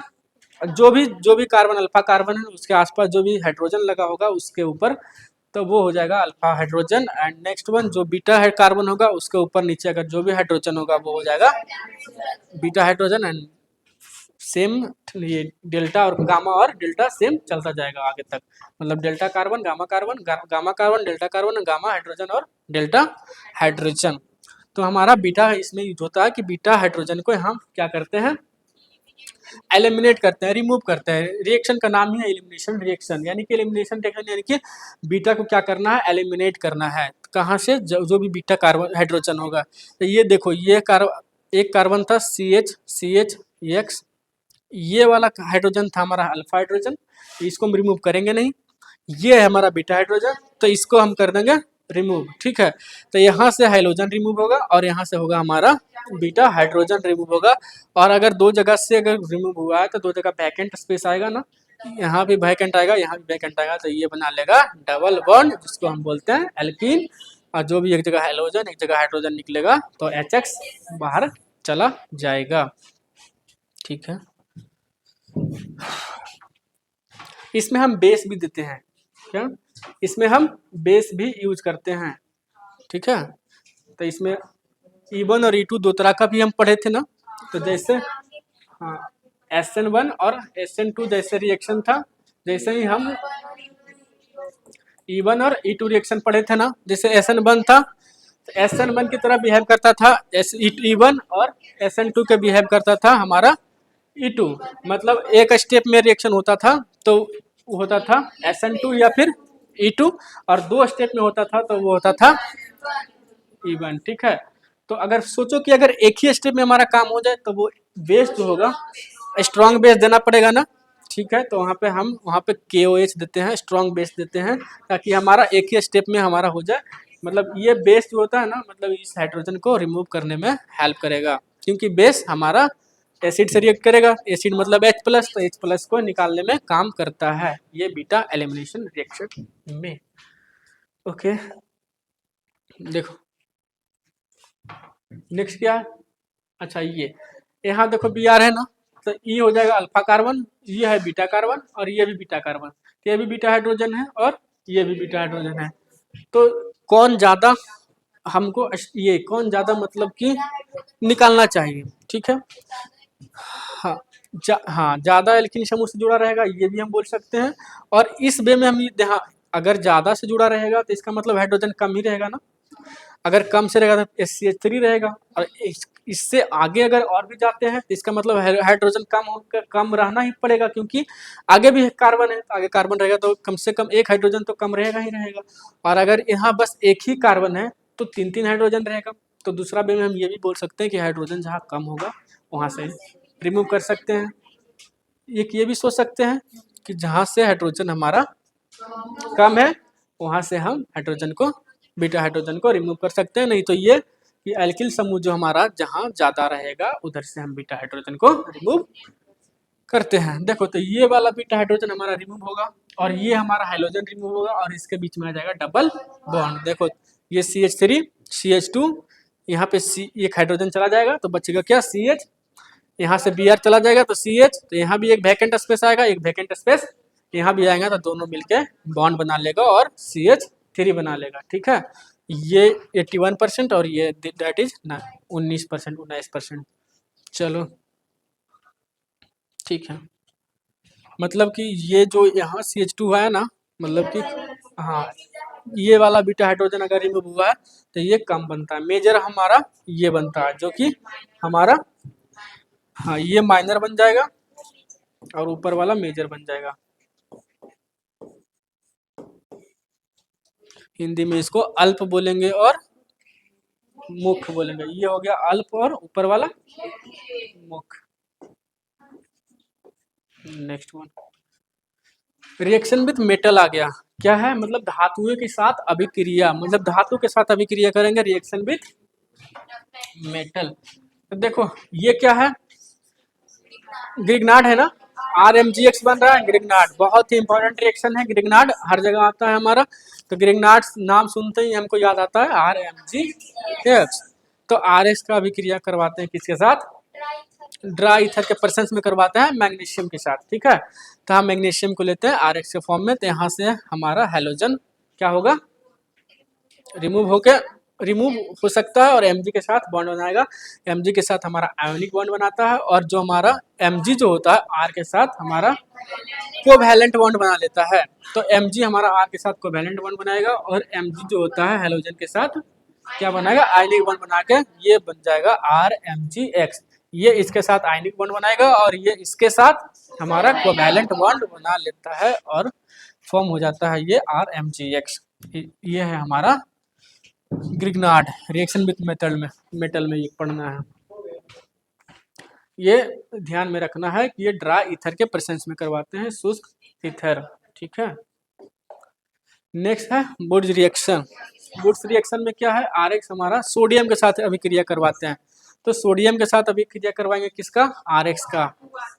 2 times of RX लिए पता चलेगा आगे क्यों लिए। यहाँ बनता है R और R, तो हाइलोजन हमारा यहाँ रिमूव होगा तो यहाँ बच जाएगा R। तो 2 टाइम्स ऑफ R है ना, तो ये हाइलोजन हो जाएगा सोडियम के साथ, तो NiX बनाएगा और जो 2 टाइम्स ऑफ R था जो खुद में ऐड हो जाएगा। ठीक है, तो CH3 हमारा बन जाएगा ये। ठीक है, तो ये हमारा क्या हो जाएगा, ईथेन। तो ये था हमारा वुड्स रिएक्शन। क्या होता है, 2 टाइम्स ऑफ RX लेते हैं, सोडियम के साथ अभिक्रिया करवाते हैं, हाइलोजन बाहर जाता है, NiX बनाता है और जो भी हमारा R होता है वो R और R के फॉर्म में बन जाता है। ठीक है, जो कि हमारा इथेन है। ठीक, नेक्स्ट अब आ गया हमारा Wurtz Fittig reaction. Wurtz Fittig reaction आ गया ना, तब वहाँ वुड्स था तो इसका मतलब बस हेलो एल्केन था। अब वुड्स फिटिंग आ गया तो हमारा क्या, फिटिंग सब जैसे ही आएगा हमारा क्या ले लेंगे, साइक्लिक कंपाउंड हेलो एरिन ले लेंगे। हेलो एरिन आया, एक सेम वही होगा, बस यहाँ पे साइक्लिक कंपाउंड है। यहाँ सोडियम वहाँ भी लिए थे, सोडियम यहाँ भी लेंगे, 2 टाइम्स ऑफ NiX यहाँ भी जाएगा। देखो सेम 2 टाइम्स ऑफ NX चला गया और X यहाँ से निकल गया, तो यहाँ से क्या बचा RX को हम ऐड करवाते हैं ईथर के प्रेजेंस में। ठीक है, ईथर के प्रेजेंस में यहाँ से X टूटा, यहाँ से R प्लस और X माइनस में ब्रेक होगा और एक X यहाँ से जाएगा तो ये बना लेगा, 2 हाइलोजन निकला ना तो 2 टाइम्स ऑफ NX बना लेगा। ठीक है, और ये जो R आएगा वो R आके यहाँ अटैक करेगा किस पे, बेंजीन के ऊपर और बना लेगा हमारा टॉलिन। इसका नाम है टॉलिन। बेंजीन के ऊपर अगर CH3 ग्रुप आता है तो जिसको हम बोलते हैं क्या, टॉलिन। नेक्स्ट वन, अब फिटिंग बोले ना, वहाँ वुड फिटिंग था वहाँ बूट फिटिंग था, फिटिंग जैसे आया साइक्लिक, जैसे फिटिंग का नाम सुनेंगे साइक्लिक कंपाउंड। यहाँ भी फिटिंग है साइक्लिक कंपाउंड, साइक्लिक आ गया। यहाँ भी हेलो एरिन है, हेलो एरिन है एक्स। फिटिंग जैसे ही बताए थे ना कि फिटिंग में 2 टाइम्स लेना, दोनों बेंजीन को फिट कर देना, ऐसे ही याद रख लेना। अगर फिटिंग रिएक्शन है 2 बेंजीन लो, दोनों को फिट कर दो, ठीक है। तो ये सोडियम है, ऐसा याद करने के लिए बता रहे हैं कि ऐसा होता है कि 2 बेंजीन को फिट करना है। ऐसे अगर याद रह जाता है तो बहुत ही बढ़िया है। 2 टाइम्स ऑफ हेलोरिन लिए, ये एक्स रिमूव होगा। अगर यहाँ एक्स कुछ भी हो, क्लोरीन है, ब्रोमीन है, ये सोडियम के साथ रिएक्शन करेगा, अभिक्रिया करेगा और NaX के फॉर्म में बनाएगा। और जहाँ पे वो जैसे कि R था ना तो RR बन जाता था ना, वैसे ही ये बेंजीन 2 टाइम्स है जो एक दूसरे के साथ रिएक्शन कर लेगा बेंजीन। ये इसका नाम है क्या, बाईफिनाइल है, इसका नाम है हमारा बाईफिनाइल, ठीक है। क्योंकि 2 है ना, ये फिनाइल, ये भी मतलब फिनाइल ग्रुप है, ये भी फिनाइल है, तो ये बाईफिनाइल हो गया। चलो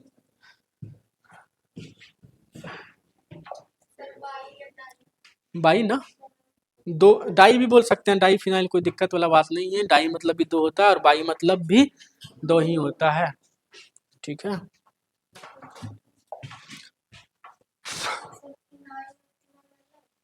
हाँ, जैसे अल्केन होता है ना, तो अल्केन से एक हाइड्रोजन रिमूव करते हैं तो इसको क्या बोलते हैं, अल्काइल, ठीक है। तो वैसे ही फिनॉल से OH अगर रिमूव कर दिए तब वो हो गया फिनाइल। बेंजीन देखो, अगर इस फॉर्म में है तो उसको हम बेंजीन बोल सकते हैं, कोई दिक्कत नहीं है, ठीक है। लेकिन अगर इस फॉर्म में है तो इसको हम फिनाइल भी बोल सकते हैं। अगर इससे OH अगर मान के चलो यहाँ OH होगा और OH यहाँ से चला गया तो यहाँ पे एक वैकेंट स्पेस होगा, मान लो कि यहाँ पे होगा, ऐसा सोचो कि यहाँ OH होगा, यहाँ से OH चला गया हो तो एक वैकेंट स्पेस ऐसा ही है, सेम है। तो यहाँ से OH गया है ना, तब ना यहाँ ऐड हुआ है ऐसा कुछ। तो वैसा ही हेलोजन वहाँ था, यहाँ OH था, वहाँ हेलोजन था, हेलोजन चला गया ना वहाँ से, वो बेंजीन नहीं था, हेलो एरिन था, ठीक है। इसको हम बोलेंगे बेंजीन, लेकिन वो क्या था, हेलो एरिन। तो वहाँ से हेलोजन गया है ना, वहाँ से रिमूव हुआ है ना, तो रिमूव होकर ही तो बॉन्ड बनाया है, क्योंकि वहाँ वैकेंट स्पेस बना और दोनों एक साथ बॉन्ड बनाया, तो उसको हम बोल देंगे क्या, फिनाइल, ठीक है। तो हो जाएगा बाई फिनाइल। ये देखो, ये क्या है, हेलो एरिन, ये हेलो एरिन, ये है हमारा न्यूक्लियोफाइल। तो ये न्यूक्लियोफाइल अगर चाहेगा कि इसके साथ हम रिएक्शन करें तो ये इतना आसान होगा ही नहीं, क्योंकि ये नहीं हो पाता है।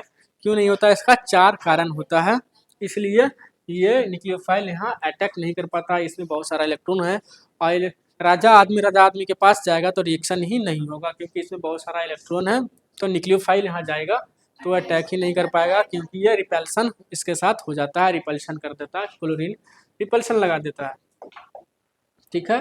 तो 4 कारण था। पहला कारण क्या था, रेजोनेंस। पहला कारण था कि इसमें रेजोनेंस होता है, मस्त इलेक्ट्रॉन यहाँ घूमते रहता है, घूमते रहता है तो ये हाँ अस्थिर रहता है, ये मतलब कि अनस्टेबल रहता है, मतलब रिएक्शन ये स्थिर ही नहीं हो पाता है, इसलिए इलेक्ट्रॉन इसमें घूमते ही रहता है, इसलिए हमारा रेजोनेंस के कारण हमारा OH जो है आके अटैक नहीं कर पाता। और दूसरा कारण ये भी था कि ये अगर यहाँ बेंजी ये क्या बोलते हैं, रेजोनेंस होगा तो यहाँ पे डबल बॉन्ड बनेगा और इसको डबल बॉन्ड को तोड़ना, ब्रेक करना आसान नहीं होगा। तो ये डबल बॉन्ड अगर ब्रेक नहीं होगा तो हाइड्रोजन बाहर ही नहीं जाएगा, हाइड्रोजन बाहर नहीं गया तो फिर OH माइनस आके अटैक नहीं कर पाएगा। चलो वही चीज बताया कि ये जो कार्बन हो जाएगा sp2 कार्बन होगा और sp2 कार्बन को तोड़ना आसान नहीं होगा, जैसे कि यहाँ पे अच्छा परसेंटेज इस कैरेक्टर, हाँ परसेंटेज इस कैरेक्टर अगर यहाँ पे 33% आ गया परसेंटेज इस कैरेक्टर तो ज़्यादा ही बॉन्ड स्ट्रेंथ, मतलब उसमें बॉन्ड तोड़ना मुश्किल होगा, ठीक है। और इलेक्ट्रॉन निगेटिव भी होगा, ये भी पढ़े थे कि ज़्यादा परसेंटेज ऑफ इस कैरेक्टर जितना ज़्यादा होगा वो ज़्यादा इलेक्ट्रॉन निगेटिव होगा। तो ये वाला कार्बन जो होगा sp2 कार्बन वो ज़्यादा ही इलेक्ट्रो निगेटिव होगा, जिसके कारण वो OH माइनस आके उस पर अटैक नहीं करेगा, ज़्यादा इलेक्ट्रोनेगेटिव रहेगा तो रिपेल कर देगा, तो वो खुद ब्रेक नहीं होगा और उसको रिपेल कर देगा, जिससे कारण OH माइनस को आसपास भी भटकने नहीं देगा, क्योंकि ये इस कैरेक्टर ज़्यादा है तो इस कैरेक्टर ज़्यादा होगा, तो ये क्या होगा, इलेक्ट्रोनेगेटिविटी इसका ज़्यादा होगा, इलेक्ट्रोनेगेटिविटी ज़्यादा होगा तो उसको रिपल्सन दे देगा, ठीक है। ठीक है। एक कारण और ये था कि इस पे अगर फिनाइल फिनाइल पे अगर प्लस चार्ज बनता है तो ये हाईली अनस्टेबल होता है। हाँ, इस पर अगर अगर प्लस चार्ज बना तो इस पे, क्योंकि देखो बाहर हमारा ओ एच है, ओ एच माइनस इस पर अटैक करेगा, इस पर प्लस बनेगा तब ना। लेकिन प्लस बनता है तो हाईली अनस्टेबल हो जाता है, तो हाईली अनस्टेबल हो जाता है इसका मतलब कि ये बनेगा ही नहीं। कहने का मतलब ये हुआ, हाईली अनस्टेबल कहने का मतलब ऐसा प्रोडक्ट नहीं बनता है, तभी ना हाईली अनस्टेबल है। हाईली अनस्टेबल इसका मतलब ऐसा नहीं बनता, अगर ऐसा बन गया तब तो ओ एच माइनस आ जाएगा। लेकिन फिनाइल पे प्लस चार्ज बहुत ज़्यादा हाईली अनस्टेबल है, जिसके कारण ऐसा कुछ बनता ही नहीं है। ठीक है, तो ये हो गया कारण, तीन चार कारण हो गया ना। हाँ, चार कारण हो गया। एक इलेक्ट्रोनेगेटिविटी वाला कारण हो गया, दूसरा फिनाइल वाला कारण हो गया, तीसरा रेजोनेंस वाला, और चौथा जो बॉन्ड था हमारा, जो डबल बॉन्ड बना लेता है क्लोरीन के साथ, वो नहीं ब्रेक होता है। ठीक है, चारों कारण हमारा कंप्लीट हुआ। लेकिन चलो, इलेक्ट्रो न्यूक्लियोफाइल तो नहीं होता है इसमें, लेकिन इलेक्ट्रोफिलिक सब्स्टिट्यूशन रिएक्शन तो आराम से होता है ना। तो इसमें ये तो अभी अभी हम लोग कुछ देर पहले पढ़े हैं ना, ApCl3, वहाँ पे AlCl3 था, लुईस एसिड था। तो ऐसा ही सेम चीज़ FeCl, वहाँ AlCl4 माइनस बन रहा था, यहाँ FeCl4 माइनस बनेगा, क्लोरीन प्लस और माइनस में टूटेगा, इलेक्ट्रॉन शिफ्ट होगा तो Cl प्लस बनेगा, Cl प्लस आराम से जाके यहाँ रिएक्शन करेगा, एक ऑर्थो पर एक पैरा पे। ये अब, हाँ, तो ये अभी अभी हम लोग जस्ट अभी अभी पढ़े हैं। देखो, प्रोटिक सॉल्वेंट होता है। ठीक है, तो प्रोटिक सॉल्वेंट क्या करेगा, जो ये Cl प्लस और Cl माइनस जो होता है ना, अगर मान के चलो ये अभी अभी टूटा था, हो सकता है कि Cl माइनस और Cl प्लस दोबारा से Cl2 बना ले, तो इसको बनने नहीं देता है कौन, प्रोटिक सॉल्वेंट। और ये नहीं बनने देता है तब तक FeCl3 जो Cl माइनस को पकड़ के FeCl4 माइनस बना लेता है, और Cl प्लस जो होगा हमारा यहाँ बेंजीन के ऊपर आके ऐड हो जाएगा। चलो नेक्स्ट वन। अब आ गया हमारा नाइट्रेशन। नाइट्रेशन क्या होगा, यानी कि NO2 ग्रुप को हमको ऐड करना है, एक ऑर्थो पे जोड़ देना है और एक पैरा पे जोड़ देना है। तो ये वाला ज़्यादा स्टेबल होगा इससे, पैरा वाला मोर स्टेबल होता है इससे। तो फिर हम ये तो बोल सकते हैं ना कि ये ज़्यादा एसिडिक होगा इससे, क्योंकि जितना ज़्यादा स्टेबल उतना ज़्यादा एसिडिक। NO2 ग्रुप होता है minus I effect, minus I effect होता है जो इलेक्ट्रॉन को छीनता है। उस टाइम इसलिए नहीं बता रहे थे कि ये सब आगे का चीज़ था। तो अभी तो हम लोग पढ़ सकते हैं ना कि NO2 जो होता है माइनस आई इफेक्ट होता है, माइनस आई इफेक्ट होता है जो इलेक्ट्रॉन डेंसिटी को कम करता है। बेंजीन में बहुत ज़्यादा इलेक्ट्रॉन होता है, बहुत ज़्यादा इलेक्ट्रॉन होगा तो इसको कम करने में NO2 जो होता है इलेक्ट्रॉन को कम करता है, अपनी तरफ इलेक्ट्रॉन को शिफ्ट कर लेता है, अपनी तरफ इलेक्ट्रॉन को खींच लेता है। तो ये यहाँ से इलेक्ट्रॉन खींचेगा और ये यहाँ से इलेक्ट्रॉन खींचेगा, जिससे बेंजीन अपने आप को लाइट महसूस करेगा, हल्का महसूस करेगा। तो बेंजीन जैसे ही थोड़ा लाइट होगा ज़्यादा और स्टेबल हो जाएगा। इसमें ही अगर एक दो और NO2 अगर हम ऐड कर देते हैं तो वो और ज़्यादा स्टेबल हो जाएगा। ठीक है, और ज़्यादा स्टेबल हो जाएगा। तो जितना ज़्यादा NO2 ग्रुप यहाँ यहाँ और यहाँ अगर जोड़ दिए तो और ज़्यादा, सबसे ज़्यादा एसिडिक भी हो जाता है। तो बस नाइट्रेशन में वही करते हैं, HNO3 लेते हैं H2SO4 के प्रेजेंस में, इससे हमारा NO2 मिल जाता है। तो NO2 मिलता है, NO2 को हम ऑर्थो और पैरा पे जोड़ देते हैं। Next one. अब आ गया सल्फोनेशन। सल्फोनेशन में क्या करना है, H2SO4 लेके बस हीट कर देना है। H2SO4 को लेके हीट कर देंगे, वहाँ से हमको मिल जाएगा SO3H पॉजिटिव। SO3H पॉजिटिव मिल जाएगा, SO3H पॉजिटिव को हमको ऑर्थो और पैरा पे जाके जोड़ देंगे। ये हो गया हमारा सल्फोनेशन। ठीक है, H2SO4 लिए, इसको हीट कर दिए, ये टूटा SO3H पॉजिटिव में और OH माइनस में, और SO3H पॉजिटिव जो था हमारा, SO3H जाके ऑर्थो और पैरा पे जुड़ेगा, जहाँ जहाँ जुड़ेगा वहाँ से हाइड्रोजन बाहर आएगा, वो हाइड्रोजन बाहर आएगा जो OH माइनस को पकड़ के वाटर बन जाएगा। ठीक है, नेक्स्ट वन। अब आओ, हमारा अगला है फ्रीडल क्राफ्ट। फ्रीडल क्राफ्ट, जहाँ भी तुमको AlCl3 CH3 ये सारा चीज़ दिख रहा है ना, तो समझ जाना है कि वो फ्रीडल क्राफ्ट है। जैसे ही फ्रीडल क्राफ्ट दिखा, AlCl3 ये चीज़ दिया रहेगा, AlCl3 FeCl3 इस टाइप का अगर दिया जाता है तो समझ लेना कि ये फ्रीडल क्राफ्ट। दो तरह का फ्रीडल क्राफ्ट हो जाएगा, फ्रीडल क्राफ्ट अल्काइलेशन, और दूसरा होता है फ्रीडल क्राफ्ट एसिलेशन। तो ये हमारा अल्काइलेशन है, इसलिए CH3Cl लिया गया है। एसिलेशन में COCl2 लेते हैं हम लोग, वहाँ देखेंगे अगला में। तो ये है हमारा CH3Cl। चलो, तो CH3Cl है तो CH3 वही काम होगा, यहाँ पर ये प्लस में तोड़ेंगे और एक माइनस में तोड़ेंगे ना। प्लस में इसलिए तोड़ेंगे क्योंकि ये सारा हम देख रहे हैं क्या, इलेक्ट्रोफिलिक सब्स्टिट्यूशन रिएक्शन देख रहे हैं, तो हमको इसको बनाना है क्या, मतलब कि कार्बोकटायन के फॉर्म में बना रहा है, प्लस के फॉर्म में बनाना है, मतलब इलेक्ट्रोफाइल की तरह बनाना है, तो इलेक्ट्रोफाइल बना के हम ऐड करवाएंगे इसके बेंजीन के ऊपर CH3 एक ऑर्थो पर एक पैरा पे, ठीक है, क्योंकि बेंजीन में इलेक्ट्रॉन बहुत ज़्यादा आता है।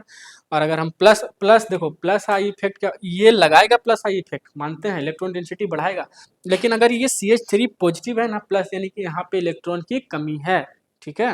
अगर ये कोई कंपाउंड में अगर इस टाइप से अगर कोई कंपाउंड में R जुड़ा हुआ है तो यहाँ से ही प्लस आई इफेक्ट लगाता है, इलेक्ट्रॉन डेंसिटी को बढ़ाता है, क्योंकि इसके पास इलेक्ट्रॉन है। लेकिन अगर CH3 पॉजिटिव के फॉर्म में है, इसका मतलब इसके पास इलेक्ट्रॉन नहीं है। तो अगर CH3 को इंडिविजुअल अगर देखा जाए तो ये हो जाएगा हमारा -I की तरह, क्योंकि ये इलेक्ट्रॉन को तो लेगा ही लेगा ना, क्योंकि जहाँ बेंजीन में ज़्यादा इलेक्ट्रॉन होता है तो वहाँ जाकर इलेक्ट्रॉन को ये विड्रॉल करेगा, मतलब बेंजीन में इलेक्ट्रॉन है, इसके पास इलेक्ट्रॉन की कमी है, करेगा वर्क करेगा CH3 as a work as electrophile, तो यहाँ पर ऑर्थो और पैरा पे हमारा जाके ऐड हो जाता है। तो ये हो गया हमारा Friedel Crafts alkylation, and next one is Friedel Crafts acylation. देखो ये है ना C डबल बॉन्ड और Cl, ठीक है, ये वाला है हमारा फ्रीडल क्राफ्ट आइसोलेशन, ये क्लोरीन है C डबल बॉन्ड RCl, ठीक है, इसको हम उठाते हैं LCl3 के प्रेजेंस में। ये क्या है हमारा हेलोएरिन, हेलोएरिन बनाना क्या है बताओ, अभी तो वो ये तो फ्रीडल क्राफ्ट एसिलेशन पढ़ रहे हैं ना, तो इसको हमको ऐड करवाना है इसके पास, कहाँ पे, ऑर्थो और पैरा पे, एक ऑर्थो पे ऐड करवाएंगे, दूसरा कहाँ ऐड करवाएंगे, पैरा पे, तो यहाँ से Cl ब्रेक होगा, ठीक है, तो ये टूटा Cl माइनस में, और C डबल बॉन्ड OR ये टूटेगा पॉजिटिव में, क्योंकि हम लोग पढ़ रहे हैं इलेक्ट्रोफिलिक सब्स्टिट्यूशन रिएक्शन, तो हमको बनाना पड़ेगा कार्बोकटाइन के फॉर्म में, यानी कि इलेक्ट्रोफाइल बनाना पड़ेगा। इलेक्ट्रोफाइल हमारा यहाँ से C प्लस आएगा और Cl माइनस में टूटेगा, ये जब बॉन्ड ब्रेक करेंगे तो Cl माइनस यहाँ पर C प्लस, तो ये C प्लस बनेगा जो हम ऑर्थो और पैरा पे जोड़ देंगे, क्योंकि यहाँ बेंजीन में बहुत ज़्यादा इलेक्ट्रॉन है तो आराम से जाके वहाँ पे ऑर्थो और पैरा पे जुड़ जाएगा। बचा क्या, Cl यहाँ से जो भी हाइड्रोजन निकलेगा उसके साथ HCl की तरह हम निकाल देंगे, ठीक है। तो बस C डबल बॉन्ड R अगर आ गया Cl बाहर होके तो ये हो जाएगा हमारा एसिलेशन, और इसी के जगह पर अगर CH3 था तो वो था हमारा अल्काइलेशन। नेक्स्ट वन DDT का ये थोड़ा हमारा जो था स्ट्रक्चर था ये इम्पोर्टेंट होता है, इसका नाम होता है डाइक्लोरो डाइफिनाइल ट्राइक्लोरो इथेन, इसका पूरा नाम है डाइक्लोरो डाइफिनाइल ट्राइक्लोरो इथेन। तो हम लोग कैसे बनाए, डाइक्लोरो किए तो 2 क्लोरीन लगाए, सीधा डाइफिनाइल 2 फिनाइल बनाए 2 क्लोरीन लगा दिए, ठीक है, यहाँ तक का काम हो गया। डाइक्लोरो डाइफिनाइल डाइफिनाइल डाइक्लोरो दोनों क्लोरीन लगा दिए, उसके बाद ट्राइक्लोरो इथेन, इथेन है ना, तो सबसे पहले हम लोग इथेन बनाए, ये इथेन बन गया, और 3 क्लोरीन को ऐड करें 1 2 3, तो ट्राइक्लोरोइथेन हमारा बन गया तैयार, यहाँ तक बन गया। इसका वैलेंसी 4 होता है, यानी कि एक इससे ऐड कर दो, इसको ऐड कर दो, एक यहाँ से ऐड था ही, एक हाइड्रोजन दे तो 4 वैलेंसी इसका पूरा हो गया, तो ये हमारा बन गया DDT। क्या, चलो नेक्स्ट,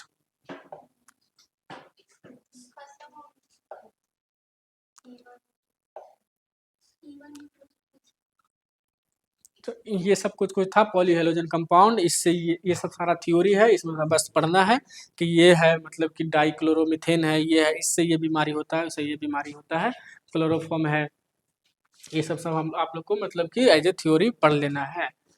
बस याद रखना, जैसे डाइक्लोरोमीथेन है तो CH2Cl2, इसमें एक इम्पॉर्टेंट होता है क्लोरोफॉर्म जो कि होता है CHCl3, ये पेपर में कई बार पूछा गया है कि क्लोरोफॉर्म क्या होता है, ठीक है।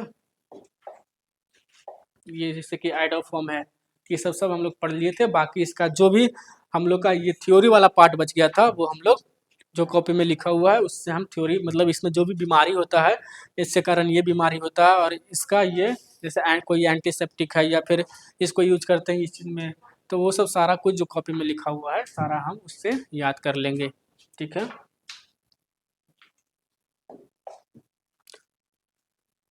तो हमारा इस तरह से पहला चैप्टर हुआ समाप्त, पहला चैप्टर हमारा इस तरह से हो गया समाप्त। तो ये था हमारा हेलो एल्केन और हेलो एरिन, ठीक है।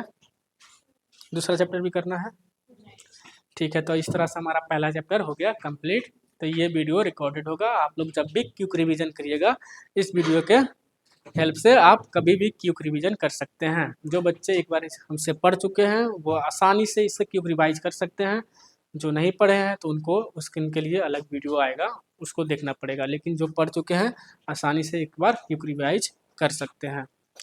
So thank you so much. पढ़ते रहिए और रिवाइज करते रहिए, आगे बढ़ते रहिए। Thank you.